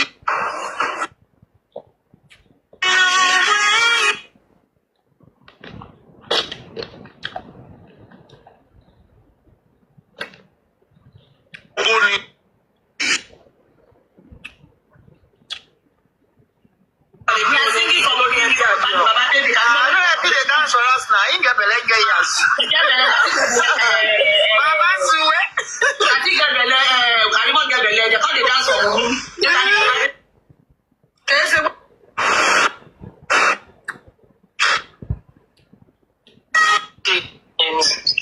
people here on TikTok, on every platform, I'm big as any wonder around me. Tàbá kúrò lọ́dọ̀ Tóyìn tó bá ló ti lọ. Ṣé ti gbọ́ ẹ̀yin tèmi? Ṣé ti gbọ́ pé Arífá ti gbé wọn lówó lọ? Mo ti ẹ̀gbà pé kí n mú tíìsì yẹn wá ìwò. It is well. Mo download I haven't done it. Ẹ jẹ́ mo bí mo ti sáré play ẹ̀ sìn. Arífá ti gbé wọn lówó lọ. Wọ́n ti turn back wọn on Arífá. Àná Arífá dẹ̀kẹ̀rẹ̀ tó jẹ́ pé orí ọ̀rọ̀ justice for Mohbad ló fi ń jẹun. Apparently wọ́n náà dáwó fún. Wọ́n dáwó fún ó gbalé, wọ́n lọ dáwó fún ó ra bẹ́ẹ̀dì. Ó ní lẹ́lẹ́ ní bẹ́ẹ̀dì ẹ̀ wà bóyá kò ní mátíráàsì. Wọ́n ó pẹ́ táwọn pípù ìsìn dáwó. Ó pẹ́ táwọn pípù ìsìn ṣe ìná sí Bàṣáwù lórí ọ̀rọ̀ justice for Mohbad. And the painful part is all these people that are, doing this so-called justice for Mohbad and giving money to everybody. Tó bá ti wá bú mi. You want to tell me, àwọn people wọ́n ní ẹbí wọn ní ará that actually needs help, that actually need this money, that they will give the money to tó máa ṣàdúrà fún wọn. But yet wọ́n máa ṣiṣẹ́ mẹ́ta mẹ́rin márùn. Wọ́n máa kówó ẹ̀. Apparently wọ́n náà kówó kan fún Arífá, ipe kókó fún èèyàn kan. Lára àwọn tí ìjọba gbé as suspect. Wọ́n náà fún Arífá ní 300,000 pé kókó fẹ́ nìyẹn. Ipe bóyá kẹ́niyẹn ṣé kó fi gba bodyguard ni àbí nǹkan kò yé mi. Wọ́n ṣàdé Arífá náwó yẹn. Then wọ́n sọ pé 2 weeks ago wọ́n lárífá gba 200,000 lọ́wọ́ bàbá. Àwọn èyí tí mo kàn píkì díẹ̀ nìyẹn omi tí farabalẹ̀ gbọ́. Platform tí assistant bá wà ń tà á lọ bẹ̀. Tàbá kúrò lọ́dọ̀ assistant tí anybody tó tún ṣe TikTok bá jáde á lọ bẹ̀. Nígbà a máa ń rìn káàkiri àmọ́ àwọn èèyàn tiwa. Ìgbà tó ń pe owó yẹn, àwọn èèyàn dá owó yẹn wọ́n dá fún ẹ. Ó jáde ó wá ṣe orí bí orí àgbọn. Ó wá sọ pé ṣé ẹyọ ẹnìkan lè gba ìwọ dídí Arífá. Ìyàwó ènìyàn ní kò sọ́jà ṣọ́ọ̀bù. Orí bíbá ló ti ṣèyàwó orí TikTok lórí ọ̀rọ̀ justice for Mohbad. Ṣé ń gbọ́? Ṣé ẹ ti rí wáì tí wọn ò ṣe ní sọ òótọ́ nínú justice for Mohbad? Àwọn ará justice for Mohbad náà dáwó ìyàwó fárífá. Wọ́n náwọn náà dáwó tán fi gba ṣọ́ọ̀bù fún ìyàwó Arífá. Ṣé ẹ ti rí wáì tí irú Arífá yẹn? We will not want this justice for Mohbad that they are doing. He will not want it to end. Because that is where he gets every of the kobo that he has these days. Ẹ ti bí ọmọ méjì, wọ́n tún fẹ́ ṣe àwòyàn wà lẹ́wọ̀n. O ò lè sọ pé àjẹ́ndé ṣáàní sùúrù màá ṣáàdé. Ìyàwó ẹ̀gbọ́n àìdó lọ ra ẹ̀pọ̀ mọ́rí. Ẹ̀rọ ìṣèyàwó, ìyẹn kọjá lọ. Everybody dákẹ́ mọ̀ bẹ́ẹ̀ sọ. Ẹ ń ṣe bí ọmọ àìjọbẹ̀rí. Ẹ ń ṣe bí ọmọ tí wọ́n tiẹ̀ sí gbowó kọjá wájú yín rí. Ogún gbogbo àwọn èèyàn sọ wọ́n dá láàrin sí ẹ. You come on board and begin to insult people indirectly. Ó insult intelligence wa. Àwọn evidence tó bá ní wọ́n wà ní kọ́ lọ mú wá. Wọ́n ti play méjì bí sí ìyàwó ẹ̀ sí bẹ̀rẹ̀ owó kiri sí. Yes ma. Hold on. Wàhálà àwọn àríkù, wàhálà àwọn ará Nàìjíríà pọ̀. Ìjọ tó bá lónìí, ìjọ ìlú ti dọ̀tá wọn. Wọ́n ní kí ẹ mọ́. Nígbà tó ní wọ́n wà ní òun fẹ́ jáde, òun fẹ́ lọ sí òtẹ́ẹ̀lì lọ́dún fẹ́ ṣe kí ní 100,000 sẹ́ẹ̀dì sí. Nígbà tó dẹ̀ jáde tán, tó ní bákan kò sí kòkó, 200 mo kó fún ẹ̀fọ́ 100 sí, ó jẹ́ 300. Mo ní náà bí wọ̀tá. O. Bẹ́ẹ̀ bá máa kiri mọ́, mi ì rí anybody. Èyí ti ṣe tó. Kí ló dé? Ẹ máa sọ̀rọ̀ yín lọ́mọ. Omidé Tọ́lá. Ṣẹ́rá àtọ́jọ́ tí kìíní kan ṣe ti bẹ̀rẹ̀ kí lọ́ọ́ tiẹ̀ ti ń pe justice for Mohbad. Ẹni tó bá gbóhùn mi á mọ̀ mí. Ẹnìkan ni mo ń dì pẹ̀lú straightway, ẹni yẹn ní àkáǹtì 3. Bàbá Mohbad. Ó ní access tó fi ń jagun Mohbad. Ó ní GoFundMe tó fi ń jagun Mohbad. Ó wá ní ẹyọ kan tó fi ń jẹun.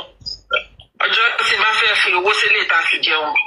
Mi ní fowó sílẹ̀ tí ó fi ń ja ogun lọ́nà méjèèjì. Ṣé ẹ gbọ́? Náírà. Ọjọ́ tí bá fẹ́ fi owó sí tó fi ń jagun náírà. Mi ní ṣe tí bá fẹ́ fi dọ́là sí ti bíbà yìí. gradually. Yeah, but owó tá ń ṣiṣẹ́ fún bí àwa náà ní bills tá a san.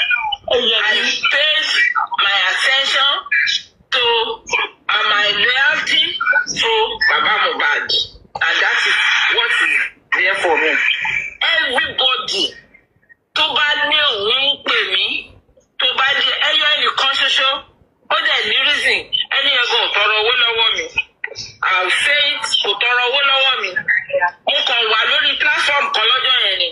Wọ́n wá ní àpé mo wá ní mo ní ẹni tó ṣe Mohbad tó ṣí pósí. Mo ní mo jẹ ẹni náà ní $100. Mo ní bí torí Andy náà wà bí Andy náà ló ń jẹ ẹni náà ní £100. Mo ní tí n bá mọ ẹni yẹn pé màá fún lówó. At the end of the day, bóyá Sunday ẹnìkan wá sọ pé lágbájá báyìí máa lò ṣì. Ó ti bá wo kọ́lọ̀ aṣọ báyìí pé ẹni yẹn ló wà bẹ́ẹ̀. Mo dẹ̀ lọ wo lórí fídíò YouTube. Despite the fact pé mi ò rí ẹni yẹn, wọ́n nítorí pé ó jẹ́ nǹkan tí mo sọ, mo pe ẹni yẹn pé kó send àkáǹtì ẹ̀ sí mi. Mo dẹ̀ fi owó yẹn sákáǹtì yẹn. Pàṣẹ ni ẹ wá fẹ́ sọ di pé wọ́n mi èrí nǹkan ọmọ yín, ọmọ mi tẹ́ pápá mọ́ṣẹ́ ni o. Mo ti sọ nǹkan tí mo gbẹ́lẹ̀ dá mi sọ.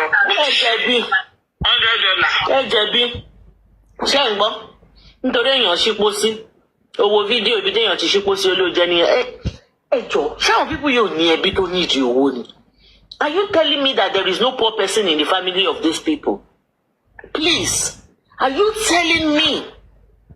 Even ọjọ́ wo bíbá ẹ̀kọ́ náà sọ even Dangote gan wọ́n ní tẹ́bá sì wá family ẹ̀ lọ àwọn extended family ẹ̀ sì máa rí lè tó kù díẹ̀ káàtó fún. À ń bọ̀ sí ẹ̀yìn torí èèyàn ṣípò sí ẹni ẹ fẹ́ fún ní 100.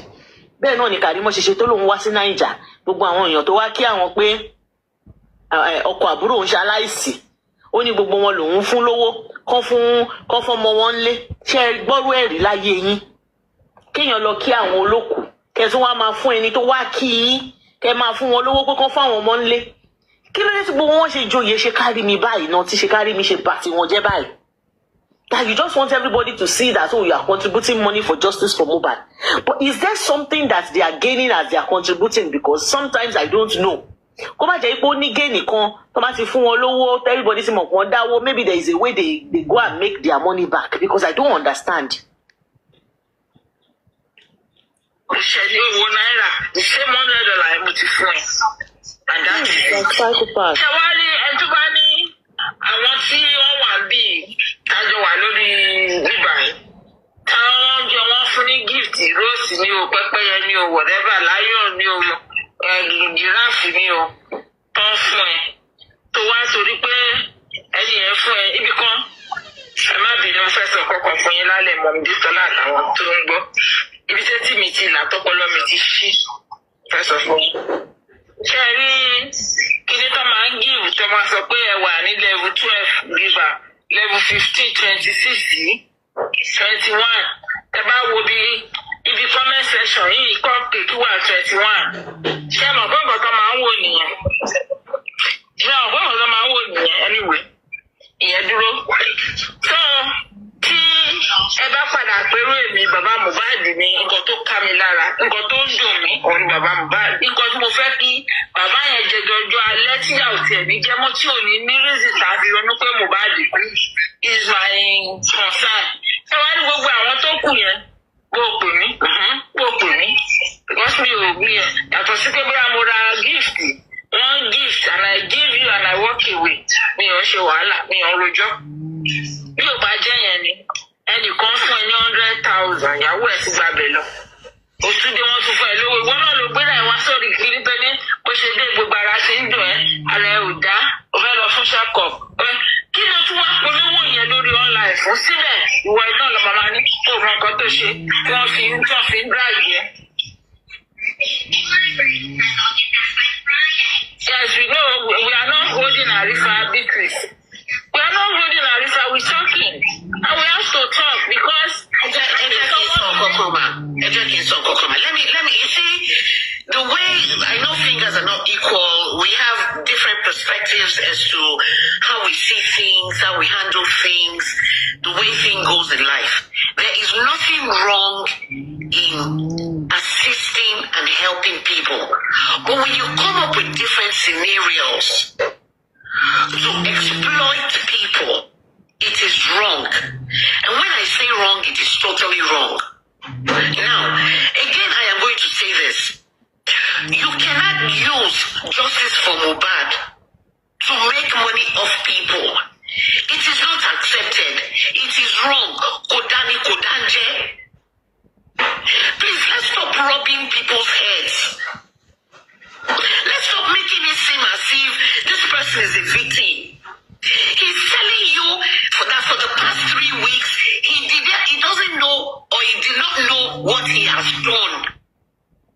What he has done is people that assisted him, he behaves to them like an ingrate. People that has assisted him, he did not acknowledge what he had done. Justice for Mohbad that assisted him is, somebody was asking him there that, do you have to report to Justice for Mohbad? Yes, he has to report to Justice for Mohbad. Because he went out on the platform of Justice for Mohbad. I am saying this here, this is Detola Aduke. When Arisa was sleeping, most of us were not sleeping. But we want... Any lójú oorun. They assisted him in their own way. Did Arisa tell anybody that he received 500K from other universe? No. There's nothing wrong in saying, okay, somebody assisted me. It doesn't need to mention the name to us. Somebody helped me. No, that wasn't done. Not until Toja Day. That's a good way. Everybody more had seen other universe at Awoka Kose Bankole and Smith. Talk us justice for Mohbad now. Where we are today, this inquest has stopped. Is it not from the same Bankole and Smith shit? So what are we talking about? When something has done, nobody is flawless. Bankole and shit, please. Bankole and shit. Bankole and shit. Nobody is flawless. We are all bound to make mistakes. Arifa does not realize that what he has done is wrong. You cannot be going. People, I know of somebody that said they sent Arifa 100K. Only Sherry, think about Shiori. Cooking shake boya. No. If you use your phone to call somebody and say, think of it out of me. Arifa did call some people. Forget that one way they talk. Person send you money. Ordinary tech, you don't even think tell the person. Wait till we they talk. Because I don't show what's anybody lower. Arifa will tell me 1 naira. And I have my reasons. But people cannot assist you and you cannot acknowledge where a shame by you. When you want to 10,000 naira, why you get it? Ìgbà tí ẹ fún Arifa lówó money side yín. My darling sister, what's up? Ìgbà tí ẹ fún Arifa lówó money side yín. Arifa dẹ̀ pọ̀ sókè lè rajà. Ó bọ́ sí the other side àwọn ọ̀tá yín. Àwọn yẹn dẹ̀ gbé 500,000 fún. Ó dẹ̀ join wọn, ó dẹ̀ bẹ̀rẹ̀ sí ní support wọn. By the time you people realize that a lot of people came into this, their justice for Mohbad, but for what they can eat and how they can feed their family. So it's easy for these people to jump ship. The moment you are not favoring them in one group, where they justice for Mohbad missing as we speak. 141 group by so it's very easy for people to move around. When one group is not giving them money, they move to another group. If that group stop giving them anything, they move to another group. Anybody to buy a CC, justice for Mohbad, they are doing it because they felt on lift or where they didn't fit to do so. Nobody is obligated to. So do not make a freaking fucking business venture. Don't. Veron jáde lálẹ́ yìí sí ọmọ sí sọ́pẹ́ nǹkan tí Veron sọ irọ́ ni. Àwọn tó súnmọ́ Mohbad ṣé wọ́n make any business. But that's Veron now. I know this from all this familiarity that is forming is wrong. I'm saying as if bó ṣe wà yẹn taba bọ́ sórí life chat time difference taba wo time difference olùlà wà lẹ́kọ̀ọ́ náà bá ní fásitì máa wà lórí life chat nìyẹn. Èèyàn tó bá ní peace of mind tó bá dẹ̀ sọ̀rọ̀ wà ní kọ́ máa dra ìyàwó ẹ̀ mọ̀ nípa gbogbo nǹkan tó ń ṣẹlẹ̀ yìí náà. Come on. Tó bá máa gbọ́ ní tó bá fẹ́ tó bá fẹ́ kò fẹ́ tó bẹ̀ kó apologize Arifa. He was the support of gbogbo nǹkan tó ń ṣẹlẹ̀. I remember when Arifa ìyàwó ẹ̀ kò fẹ́ kó bọ́tà kó wá apologize sáwọn. Accept pé nǹkan tó ṣe or bó ṣe go about it. Kò right. That's what we're talking about. Taba drag, because I don't drag. I won't point out what to say now. So stop making it seem as if you are a victim here. I want no time. We are seeing no justice for Mohbad. I know what we are seeing no justice for Mohbad. Because it's something I want to do. Because I don't like the way Mohbad left. And I have nephews, I have nieces, I have cousins. Ọlọ́run má jẹ́ káwọn ọmọ wa ṣe rìn kan ṣe léyà ni. Kí ló dé? Alẹ́ yìí ni mo ṣe ń gbọ́ nísìn pé from inside the Arifa ti ra mọ́tò. Àdúrà ká ṣoríire. Ẹ kú náwó ọmọ òní bá gbèsè ẹ ńlẹ̀ o, ẹ̀yin tèmi ṣe ń gbọ́ o. Ṣé ń gbọ́? Wọ́n ní money was donated for ọmọ Ìkòròdú today to buy phone. ISB Dani, you see? Ṣé ń gbọ́? Ọgbà Arifa wọn ra bẹ́ẹ̀dì fún wọn ṣe wedding fún Arifa tún ti ra mọ́tò. Ẹ wá ní ká Arifa má jump ship. Mo ti gbọ́ ibẹ̀ ní kẹ́ ẹ jókòó sí. The business of your own ni. Ṣèbí inú bíbá iná ló ti rówó tó fi ra mọ́tò. Arifa is babaláwo. I don't care. That's whatever it is that he does. Okay, accepted. Okay, fine. Ẹni tó sọ̀rọ̀ mọ́tò tó ń sọ onírú mọ́tò tó ń gùn onírú tí tó bá ti ṣe thank you 3 days òun ní sọ thank you mọ́. Ẹ jọ pẹ̀lẹ́ ọ̀rọ̀ ó ní meaning ó ní ìtumọ̀ náà. When people say things ìyẹn tó wá ó tún polówó àwọn owó ní phone. Y'all just need to stop dishing out money to this people. Don't stop. Tell me mo ṣe wà yìí. Bí mo ṣe wà yìí olùgbèjà ọmọ òrukàn ni mí. If you stop, ó máa dùn mí gan. Màá bá yín jà. Anybody tó bá ti wá sínú justice tó bá ti ń béèrè owó ẹ máa fún wọn o. Nǹkan tẹ̀ bẹ̀rẹ̀ ẹ gbọ́dọ̀ parí ẹ̀. Kí ló ń jẹ́ we have to stop? Kí lẹ̀ ń stop? Láyé ẹ lè stop. Ẹ máa dáwó tí Jésù máa fi dé ni. Ẹ máa dáwó. Bẹ́ẹ̀ ṣe máa wá online tẹ máa sunkún nìyẹn bí màmá kan báyìí ṣe sunkún lọ́jọ́ kan báyìí tó lóun ṣiṣẹ́ 4 fún justice for Mohbad. Tó ní justice for Mohbad tẹ ojú ìyá yamayama. Ibi ìbàyìí la máa wà. Bẹ́ẹ̀ ni dáwó yẹn ẹ máa dà. Because you want to do it. Don't be expecting anything out of it. There's a voice note. There's not even a voice note. There was a live recording that was recorded, and in the background, you can hear Baba Mohbad's voice. And it also recording here, Gogo. So I don't know why against Arifa.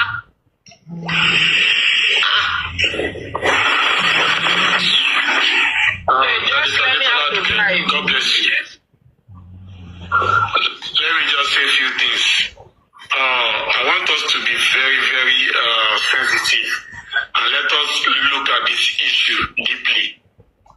You will find out that anybody that is standing against or that seems to be standing against Baba Mohbad, anybody that is standing or seems to be standing against the legal team, any repellent to Jamie.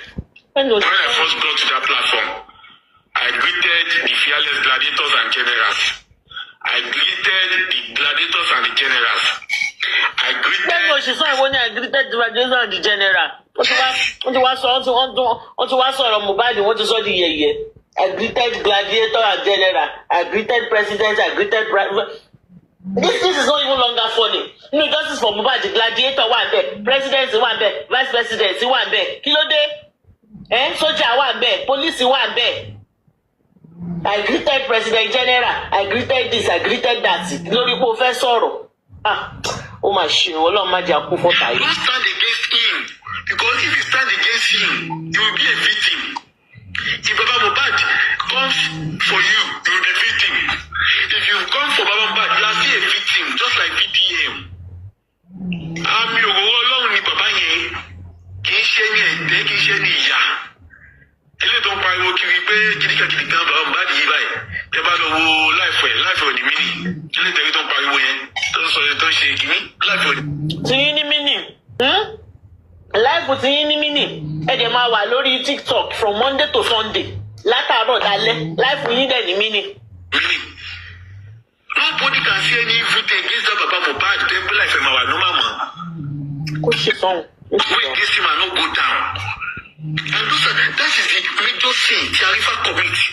All of the got to select all of the there are people that are worse than Arifa, like I said. Everyone fi platform of power to fi go just not to one. People anyone will get big money. But because they have not slandered that man, want to solve this about Mohbad. Only a she one will fi daddy. I'm telling you the truth. Also, don't have there is so. Kò ṣì dànù.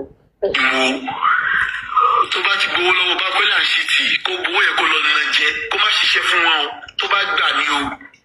You understand? Ẹni tó bá gbà lọ́wọ́ wọn kó nà jẹ ní o kó má ṣiṣẹ́ fún Bankole àṣìtì. That's my advice for him.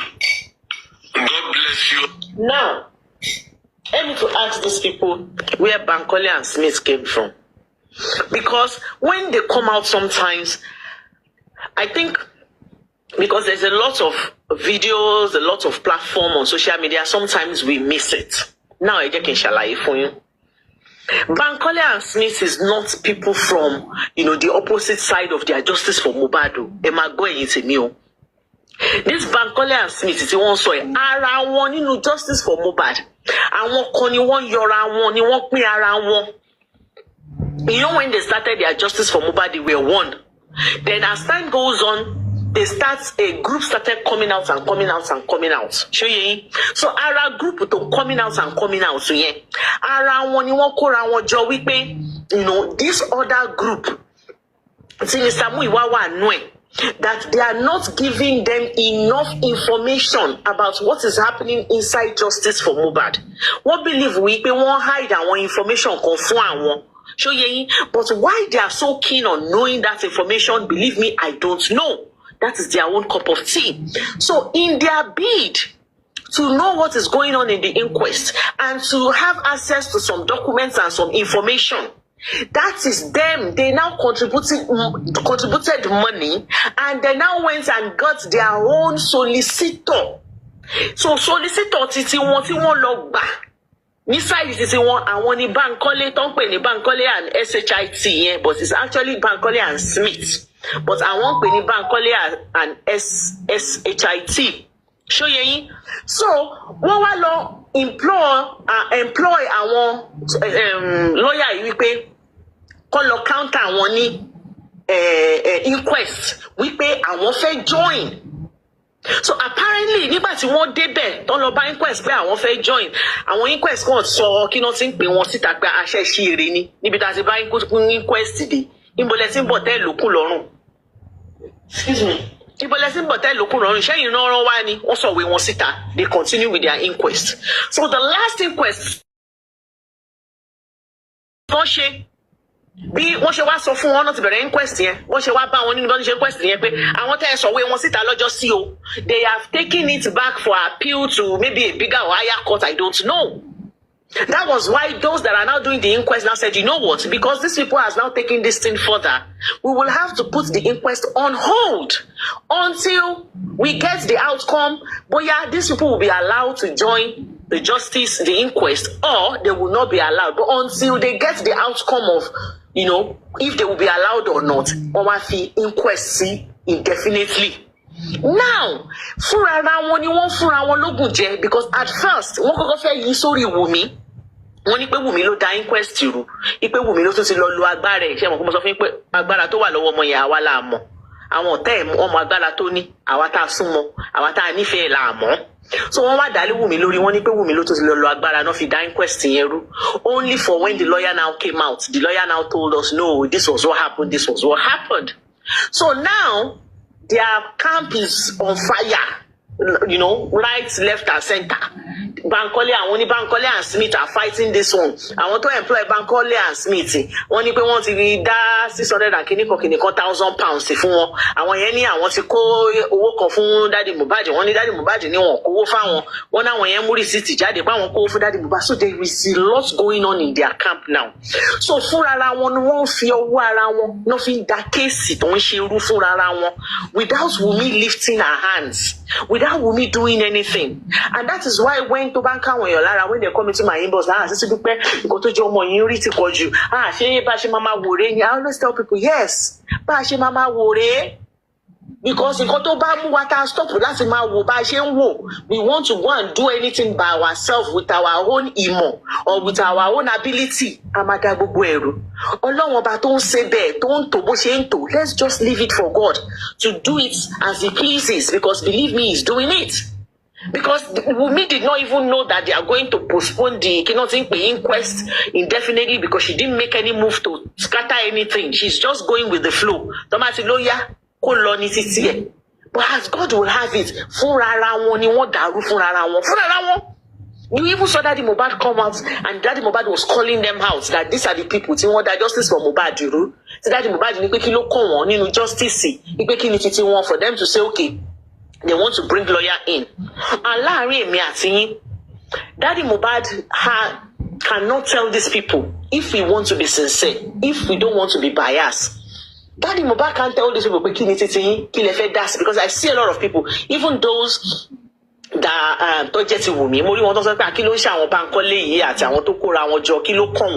but I don't see it like that. Because Daddy Mohbad's national anthem from the beginning is a lot of things. I want Nigerians ni, I want Nigeria lo fe gba, I want Nigerians lo fa wo, I want Nigeria no fe DNA, I want Nigerians lo ni ka won se bayi, I want fe ka won Nigerians binu. So this group tí wọ́n kóra wọn jọ yìí tó lọ gba Bankole Smith, àwọn Nigeria ni, wọ́n ṣe wọ́n wá láti Cotonou, wọ́n ṣe ará Benin Republic, wọ́n ṣe French. Germany, Nigeria. So if Daddy Mohbad is letting us know every day that everything he does is for the good of Nigeria, that every information he's putting out there, he's trying to please Nigerians because Nigerians are the ones that want this and want that.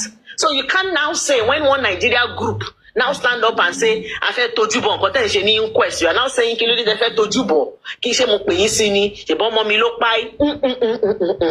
You cannot eat your cake and have it. The fact that they have interest in your son's spy, there is a way you can put everybody in their place. You let them know that, yes, I want you to be involved in, if you believe your son was spy unjustly. Yes, you can tell them that, rally around me or help me to find how and what happened to my son. And make sure you don't ask them to put eyes in more than that. You don't ask them to put eyes in the things that has to do with your family's personal issue. But you invited Nigerians, Daddy Mohbad, knowingly or unknowingly, because I always say that because sometimes does he not know? Maybe he doesn't have enough information, he's just doing things without having clarity of what he is doing. I don't know. But the truth is, you invited Nigerians into your home. You categorically begged Nigerians to come. Come and please, I need you people to put mouth in my family matter. I need you people to put mouth in my DNA. I need you people to insult my son's wife.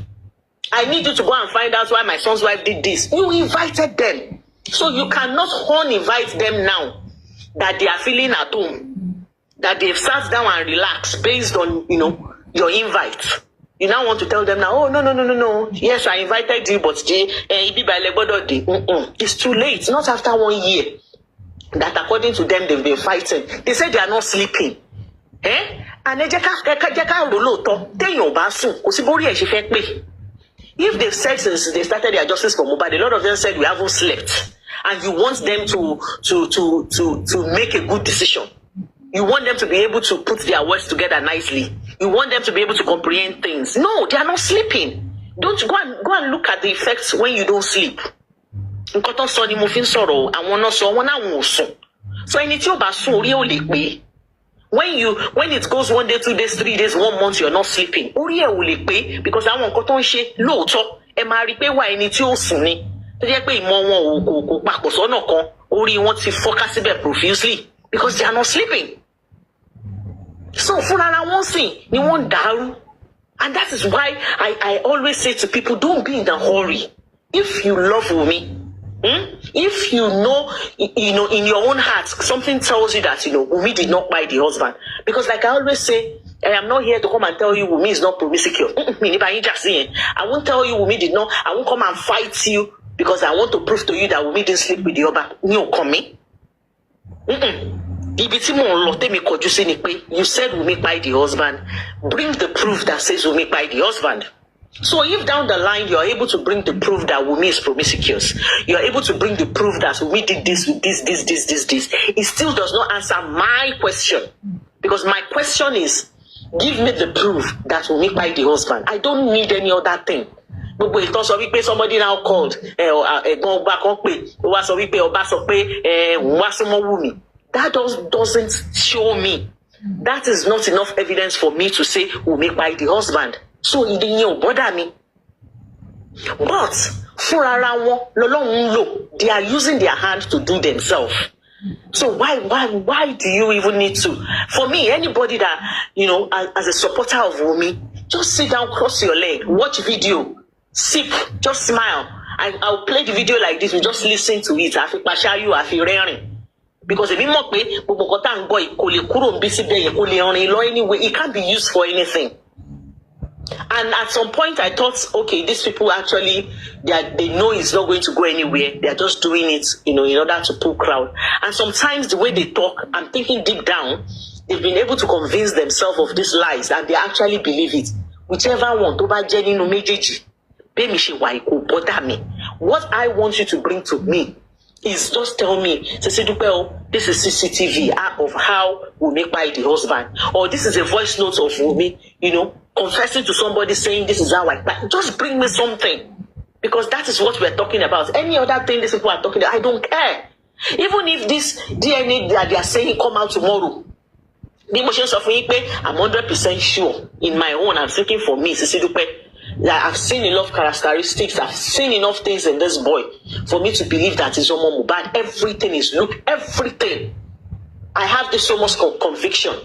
But I'm also suffering with this conviction. Timoni, tó bá tún wá dọ̀la tó máa tún wá ṣe DNA, tí DNA yẹn bá bọ̀ tàbí bá jẹ́ 0000 kò ṣe Omo Mohbad. It still does not answer my question. It still does not answer my question, which is bring proof. I need proof.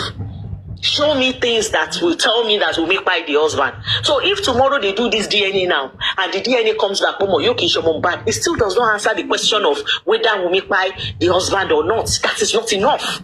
That is what I want people to understand, because I don't think they do. Because they have this so much belief in this DNA that this DNA will answer their question. Just like I would say, if Wunmi was guilty of kpaiing the husband according to them, if let's say they believe and they were right that Wunmi kpai the husband, and the DNA comes out tomorrow, if there is evidence to say Wunmi kpai the husband, if the proof now comes tomorrow that Omo Mohbad, it won't change the fact that Wunmi did it. So it's the same way that if you're saying that, okay, Wunmi no kpai your, if the result comes out that that boy is not for Mohbad, that same result will still not prove that Wunmi kpai the husband. I don't know if you guys get what I'm saying. Those things that these people are clamoring for cannot give them anything, because their justice is for them to be able to see to know who kpai Mohbad, or to have the evidence of who kpai Mohbad. So these other evidences that they are gathering will not amount to anything about Mohbad kpaing. But these people don't get it. They don't get it. And how I know they don't get it is the fact that Wunmi is coming out to say, I want to do the DNA. Yet you see adults crying profusely on social media, crying as in physically like this. You see them moaning, being paid in all shape of money, in context of and yet you're crying. So what is about body? Sometimes you saw would be see negative or doing yes, see one or my daddy, so anything that we are saying should stop them. God bless you. Probably the more problem, if he likes it and do that, even like him, God bless you all. What's your song? Faith, don't worry. I'll tell you about it later, Faith. Okay, testing facility.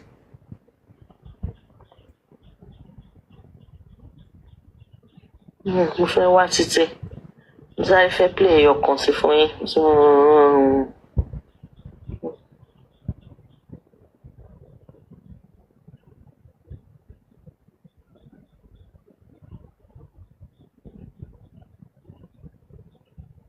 Bẹ́ẹ̀ni, Sísọ̀nà Bánjọ, ṣé ẹ wà ẹ kú ọjọ́ mẹ́ta?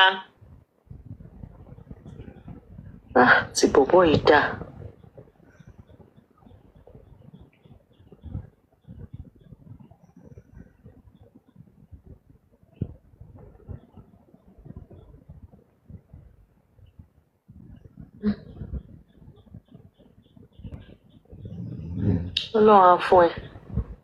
Ọlọ́run á fún ẹ lálàáfíà, Kàrímọ́. Ó ń dá. Ṣó ti pẹ́ tó yìí ni? Ṣó nǹkan ni?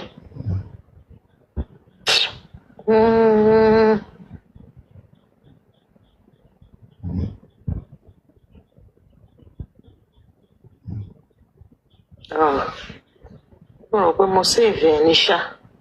There's one that I want to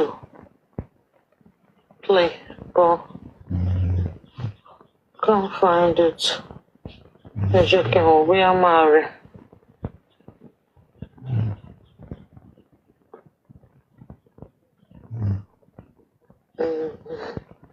Post. Ẹ má bínú ẹ̀yin tèmi olórí rẹ̀.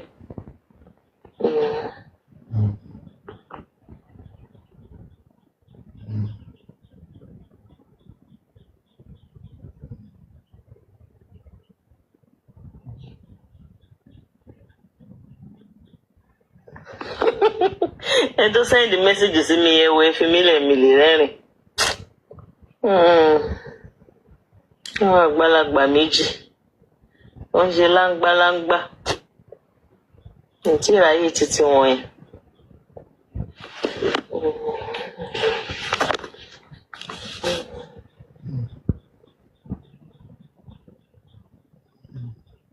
Ó ní Sister Bọ́sẹ̀ fúnra wọn lógún jẹ. That's why I'm not. I know kò máa ń kẹ́yìn tèmi kan lára. Ṣé máa wo báyìí ni? Kéèyàn máa wò yẹn ni. Because tó bá wò, when you are not looking, it's as if èèyàn fẹ́ gbaṣẹ́ Ọlọ́run ṣe. And that is one thing.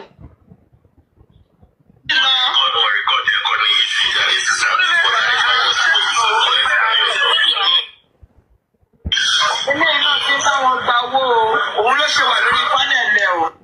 Ṣé ìṣàgbéṣọlá kó sọ́kọ̀? Wọ́n ti fún láyé dàbí. Nǹkan táwọn people yìí ò ṣe lè stop nìyẹn. When I'm on the TikTok sometimes, you see when they give them that lion, I don't know what it means, but you can see it in their face, their excitement. Mama will be, I really want, in short, money ma log Google, I want to know what that lion means, like, because Arifan Sheshe Lojo kan wọ́n fún ní lion or tefe ya wèrè. He went berserk lórí show ẹ̀ lọ́jọ́ yẹn. And that is why these people will always look for something to say. And that is why they will always jump ship when they need to. They will jump it. Because see, everybody is jumping. Èmi ò tún gbé léyìí o. Wọ́n tún ní Wunmi is not the biological mother of Liam. Ó ti pẹ́ táwọn people yìí ti craze, man.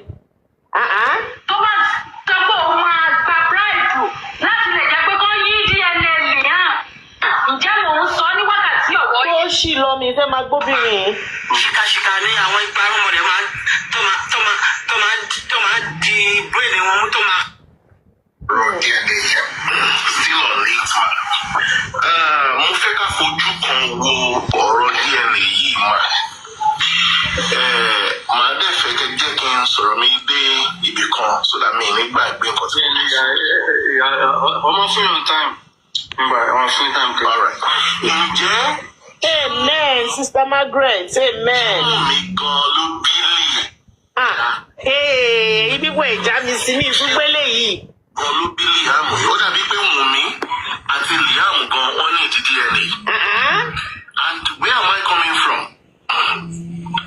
Ọmọ yìí ó wà obvious ọmọ yìí ò ní placenta. Nítorí bàbá bèrè placenta, wọn ò gbé placenta lẹ̀. Sister Anita, you know I always tell you people that a lot of shows I don't see. It's a lot. Oh, so what does this about me call Billy? But the truth is that has nothing to do with DNA. That has nothing to do with DNA. It has nothing to do with coin. That has no hardly see anything.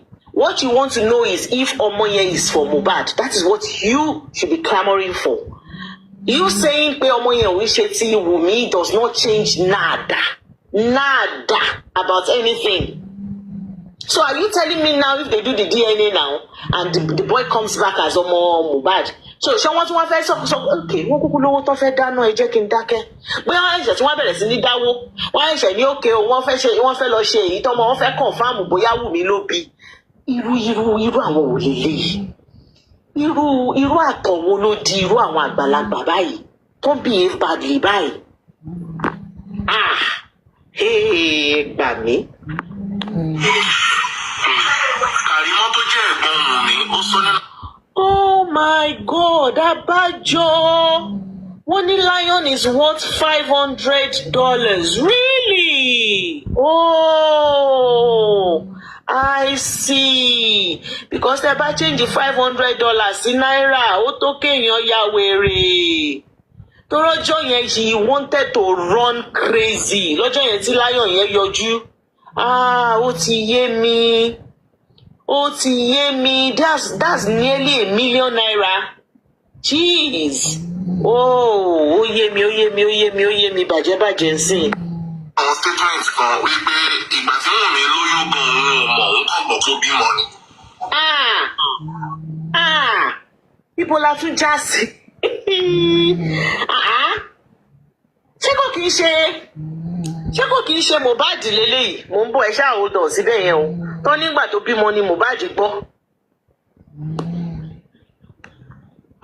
Okay, bíbá ẹ ló wà. No. Ẹ jẹ́ ká fi ọ̀rọ̀ yẹra wa.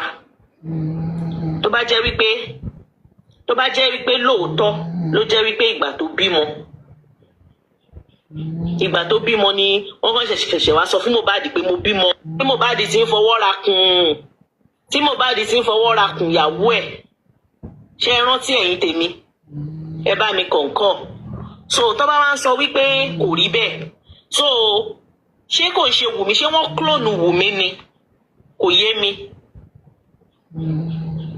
Ṣé wọ́n clone Wùmí ni ẹ̀yin tèmi ẹ já mi sí?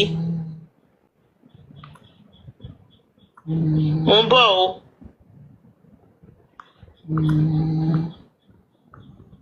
Ìwọ́dà kọjá báyìí. Eléyìí tí mo fẹ́ fi hàn yín tèmi. Wọ́n ní láti sọ fún mi ẹni tó wà nínú fọ́tò yìí.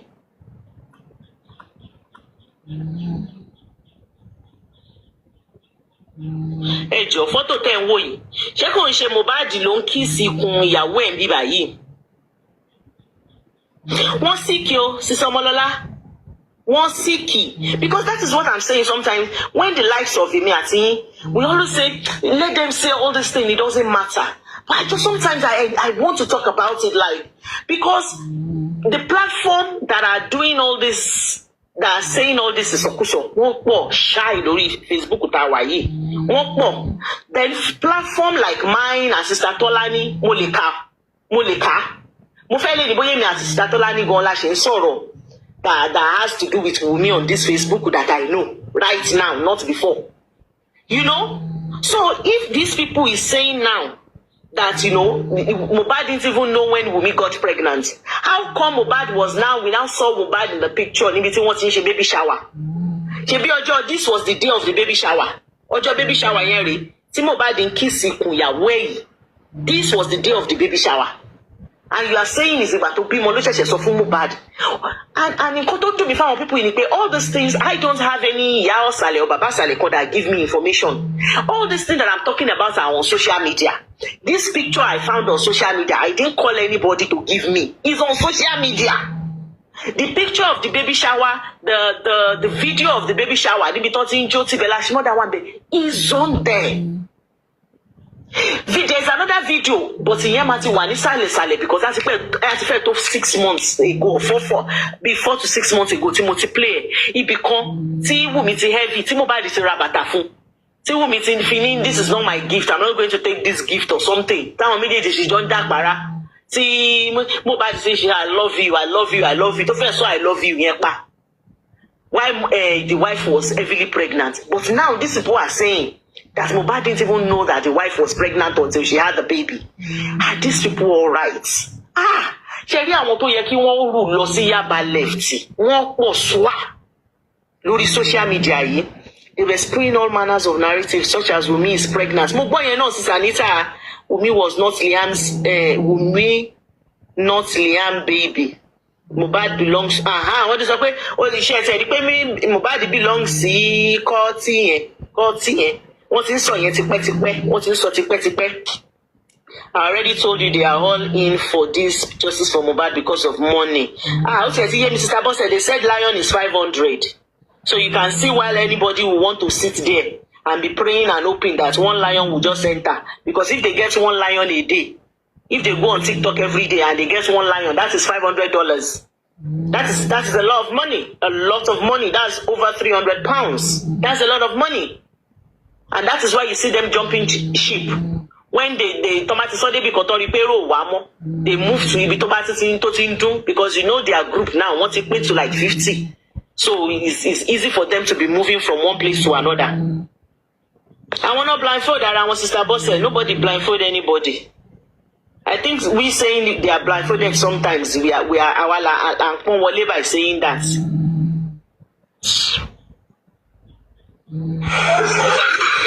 Now, tẹ́bárí gbogbo ìgbà tí àwọn èèyàn ń wá fún Wunmi, ó sábà máa ń fi ọmọ cover, ó ti expose ọmọ yẹn sí èpè tó pọ̀, ó ti expose sí nǹkan tó pọ̀. Ṣó lè fún nǹkan ló bí kó máa fi orí ọmọ yìí gbá gbogbo àdúgbò ìpè ọmọ rẹ̀ ti ṣe right thing tó yẹ kó ṣe.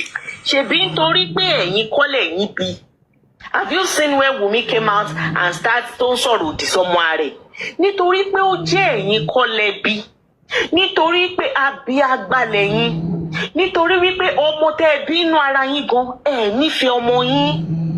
I tell you, if any adult comes on social media and have problem with any adults, they want to jẹ́ adults and you have issue. And one person, I am talking about who started it, and one person decided, you know, I'm not going to come for you again. I want to start coming for your children. That means that person don't love their own children. Táwọn fúnra wọn ní, wọn ò nífẹ̀ẹ́ ọmọ wọn. Ọmọ wọn ò dùn wọ́n nínú. Èpè tó wù wọ́n láti máa gbé ọmọ ara wọn ṣẹ́bọ̀ tó ń wò pé tí mo bá ń gbé ọmọ ara, táwọn bá ń gbé ọmọ ara àwọn ṣépè, báwọn èèyàn wá ní máa wò àwọn pé irú ìwà wo làwọn ń wù yìí. So èpè tó yẹ kó ṣe fún ọmọ ara wọn yẹn náà máa wá ń ṣe fún ọmọ ọlọ́mọ, but indirectly ọmọ wọn gangan náà ń ṣe èpè yẹn fún kò ṣe ọmọ wọn gangan ló ṣẹ̀ wọ́n, ọmọ wọn gangan ni ò dùn wọ́n nínú, ọmọ wọn gangan ló bà wọ́n nínú jẹ́. So wọ́n bá ti wá sórí social media wá máa ṣépè fún àwọn ọmọ wọn, wọ́n máa ti ara ọmọ ọlọ́mọ ṣépè fún àwọn ọmọ ara wọn. So because Wunmi said I am not doing DNA, so automatically that means wípé òun kọ́ ló bí Liam nìyẹn ni ò ṣe fẹ́ ṣe DNA. Now I need to ask this Abiagbas. So now that Wunmi has decided to do the DNA, does that now mean wípé òun ló bí ń sìn tó ti gbà ń sìn? Ẹ bá mi bi àwọn pípù yìí. Mo ń wò pé ṣé kò ṣe wípé wọ́n orchestrate kìíní yìí gan láti rí wípé bóyá wọ́n ti wá ọmọ. Ṣé ẹ rántí pé nígbà kan wọ́n sọ wípé wọ́n ń wá ọmọ? Èso sáà kí ni títọ̀ ìbá tọmọ yẹn náà?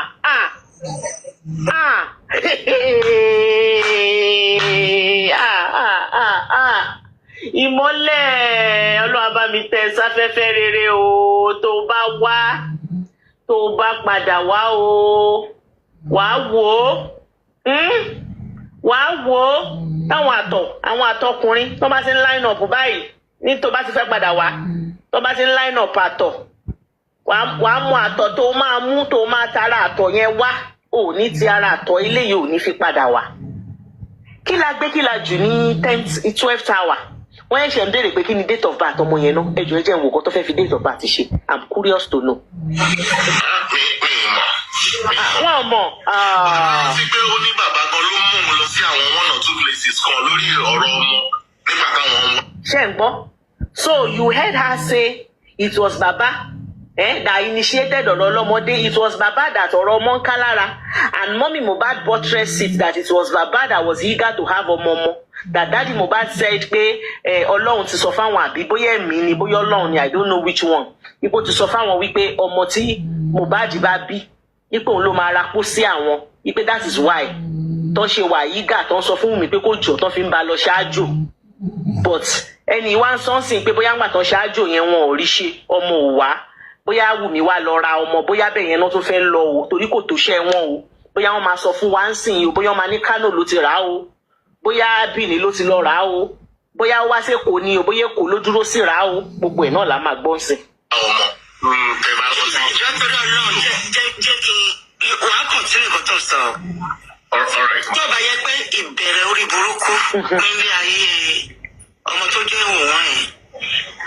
Níbo mi ìgbọ́rú ẹ̀rí láyé mi pé ọmọ tó ní 3 years old ó ń wọ́ ọmọ kiri. You people are just the HATE in your eyes will eventually buy you one day. You just heard that a 50-something years old man is the one that told a 23-year-old girl. I even that Wunmi was not 23 years at then.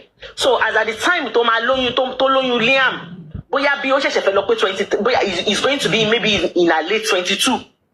So you heard, as confirmed by Wunmi, by Mommy Mohbad, by Daddy Mohbad and Mommy Mohbad. They said it was Daddy Mohbad that was more or less asking them to fast. Mommy Mohbad ní pé wọ́n máa gba àwẹ̀. Tó máa ṣínú. Ipe sometimes Daddy Mohbad will come to the house, they will break together lórí ọ̀rọ̀ ọlọ́mọdé yìí. But instead of you to blame the àgbàlagbà tó ń sọ wípé kí ọmọ 23 years old kó wá lọ ṣáájú àti bímọ, you now want to put the blame on the ọmọ 23 years old. Are you okay? This person speaking, are you alright? Ṣábíamọ ni ẹ́? Tí Wùmí bá jẹ́ ọmọ ẹ tó wá sọ fún ẹ wípé bàbá ọkọ mi is eager ó ní pé kí n bímọ o, ó wá ní pé ká ṣe báyìí ká rìn báyìí o. Àṣàbíamọ tó jẹ́ ìyá Wùmí, ṣé Wùmí ló máa bá wí ni àbí bàbá ọkọ ẹ̀ tó mú kinní yẹn wá? Have you forgotten that as at then Wùmí worships the ground Daddy Mohbad walks on? Do you know how close they were? Wùmí, Ọlọ́run á ṣe jàríjì fún gbogbo wa pátápátá. Let me use one now. Do you know the closeness? Kò sí nǹkan tí Daddy Mohbad máa sọ fún tó máa yiri ẹ̀ wò. How much love Wùmí has for Daddy Mohbad? Love and respect. They were so close. Tó jẹ́ pé tí Daddy Mohbad tí Wùmí bá ń jẹun lọ́wọ́ tí Daddy Mohbad bá dé ṣebí fúnra ara wọn náà sọ. Tó bá dé tó bá bí Wùmí tí Wùmí ti ń jẹ wọ́n máa jókòó ni. Wùmí will get up and go and bring food to add to the one she's eating. They will eat together. So bàbá yẹn ló wá sọ fún pé ìyàwó ọmọ mi o fine wọn ti lọ tọrọ ẹ̀ ń gbà yẹn. But everybody knew pé ìyàwó Mohbad ni Daddy Mohbad more now. Ṣèbọn sọ pé wá ṣèdúpẹ́ ní church ní Ìkòròdú. Ṣé Wùmí ò sí bẹ́ẹ̀ ni? Ṣebí Wùmí was there when Mohbad came to Ìkòròdú to do gbogbo Thanksgiving. Kò ṣáà ìlóyún gbà yẹn. So bàbá ọkọ ẹ wá sọ fún wípé ó yá o níṣó o mo fẹ́ ọmọ o. Probably ọmọ lọ́mọ, what can they do? They can only be, ọkọ ẹ á máa súnmọ́. And á dẹ̀ máa retí pé òkè òun á ní sí period. So tó bá wá gbìyànjú for few months tí bàbá ọkọ ẹ wá sọ fún pé òkè ó yá o ẹjẹ́ àbẹ̀rẹ̀ àwẹ̀ àtàdúrà. And you bàbá ọkọ ẹ ní, you expect that to say to the bàbá ọkọ irọ́ mi ò ṣe o. Because the way you people talk, ọmọ 23 years old, don't want more. Ìwọ fúnra rẹ̀ sọ, how can you say in one statement? Ipe bàbá Mohbad mú káàkiri, and the same statement, òun sọ fún wípé ò mọ nǹkan tó ń ṣe tó ń wọ́ ọmọ kiri, ṣé òun ló ń wọ́ ọmọ, ṣé ẹ rí pé bàbá Mohbad ló ń wọ́ ọmọ ni? Did you know here? Ṣebí Blessing ti lọ́mọ ọmọ méjì kó tó di pé wọ́n bí Liam. But Mommy Mohbad sọ wípé, Daddy Mohbad sọ wípé Ọlọ́run sọ fáwọn pé Liam ló máa rapó sí àwọn. Wọ́n ní Ọlọ́run sọ fún àwọn pé Liam ló máa rapó sí. Wọ́n dẹ̀ mọ̀ pé ìyàwó ọmọ leléyìí. So tí Liam bá tí ọmọ bá máa rapó sí, ṣebí ìyàwó ọmọ á bímọ náà. Kò ń ṣe wípé Wùmí nìkan ló ń ṣe ló ń da ṣe, kò ṣe pé wọ́n ní pé Wùmí ò gbàwé ọjọ́ mẹ́ta. No, wọ́n ní gbogbo àwọn làwọn jọ ń gbà á. When Daddy Mohbad will come to their house, she will cook, they will break together. When Daddy Mohbad is not able to come, they will break wherever they had together. Then they will call Daddy Mohbad on the phone. They will pray together. So why are you putting everything? Mohbad knew about it. Mohbad was fine with whatever arrangements the wife and the dad had. So why are you now? You took Mohbad out, you took mommy Mohbad out, you took Daddy Mohbad out, you are putting everything on a 22-year-old girl as at that time, blaming her. Blaming her. Oh no, I share that rich for gbogbo ẹ̀yin abi agba yìí. Owoju oyún àbí owoju ọmọ. Mi gbọ́ rí. Ọmọ 23.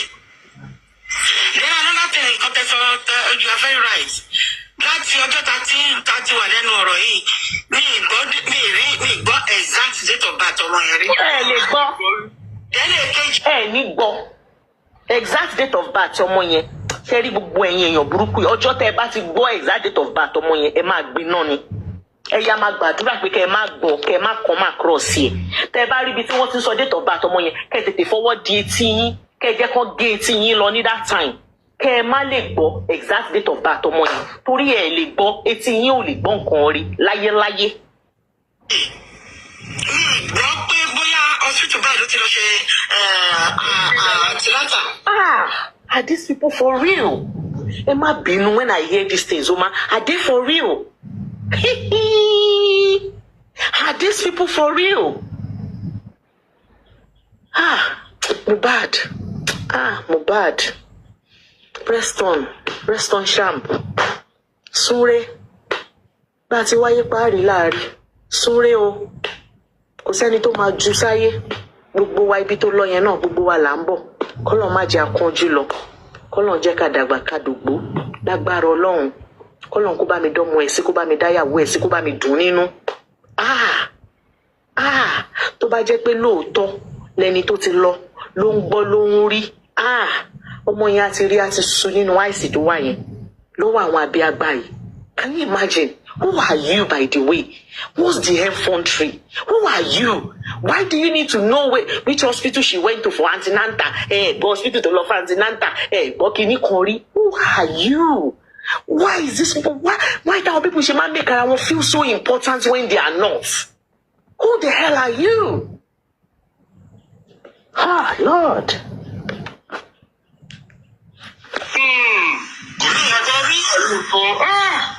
Antenatal ni mi gbọ́ rí. Okay, hospital báyìí lọ.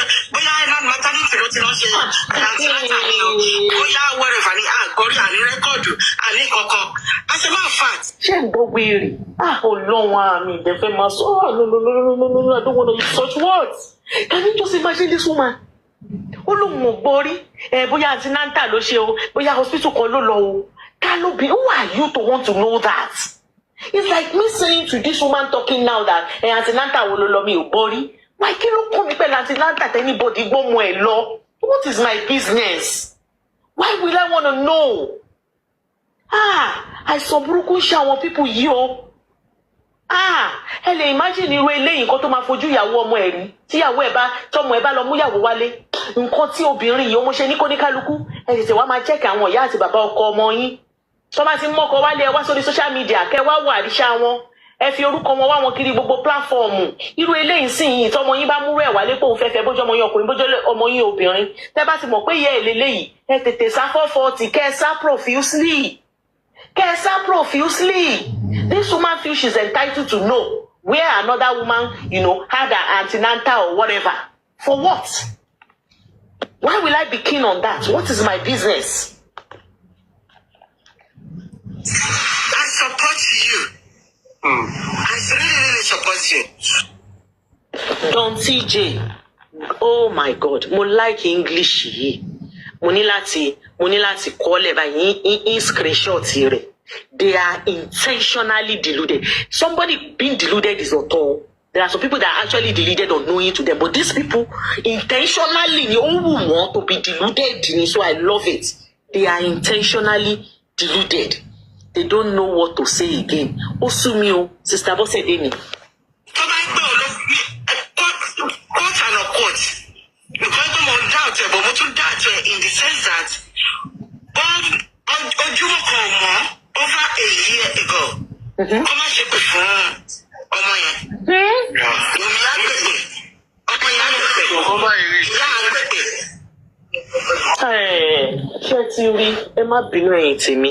I know sometimes when I do this you guys don't like it but ẹ wo ojúlówójú ṣàánú ẹ jẹ́ kí n explain nǹkan fáwọn people yìí irú ẹni tó ń sọ̀rọ̀ yìí èyí ọkùnrin tó ń sọ̀rọ̀ yìí àti obìnrin tó ń gbé pé gbogbo nǹkan tó ń sọ òun báyìí ẹ jẹ́ kí n enlighten wọn wọ́n ní kò sí ọjọ́ kan tí ọ̀tá Wùmí àti ọ̀tá Liam tí wọn kì í gbégbé bẹ́ẹ̀ ni ojoojúmọ́ lọ̀tá Wùmí àtọ̀tá Liam ń gba ìpè because èpè tí wọ́n ń ṣẹ́ fún ọ̀tá Wùmí àtọ̀tá Liam èpè yẹn inú ilé everybody ni wọ́n ti ń ṣe wọn ò ṣe ń títì gan dépò tẹni tó ń lọ ní títì tó máa rí níbẹ̀ inú ilé ara wọn náà ti ń ṣe so kò lè kúrò níbẹ̀ because èpè máa ń rò kó tó jà I'm a believer in that my mom has always told me if you're doing something and you know pé nǹkan tó ń ṣe is not bad stick with it even if everybody sees it as bad but tó bá ti mọ̀ pé nǹkan tó ń ṣe orí òótọ́ ni dúró síbẹ̀ tó bá ń ṣépè àdúrà lè pè yẹn máa dì fún ẹ tó bá dẹ̀ lẹ́ni tó ń ṣàdúrà fún èpè ló máa mú so ṣé rí gbogbo àwọn tó ń sọ̀rọ̀ òdì sí ọ̀tá Wùmí àtọ̀tá Liam they are saying it in their own coven in their own house in their own cars so it is their own kò kúrò níbi tó wà yẹn so yes they are right ojoojúmọ́ ni wọ́n.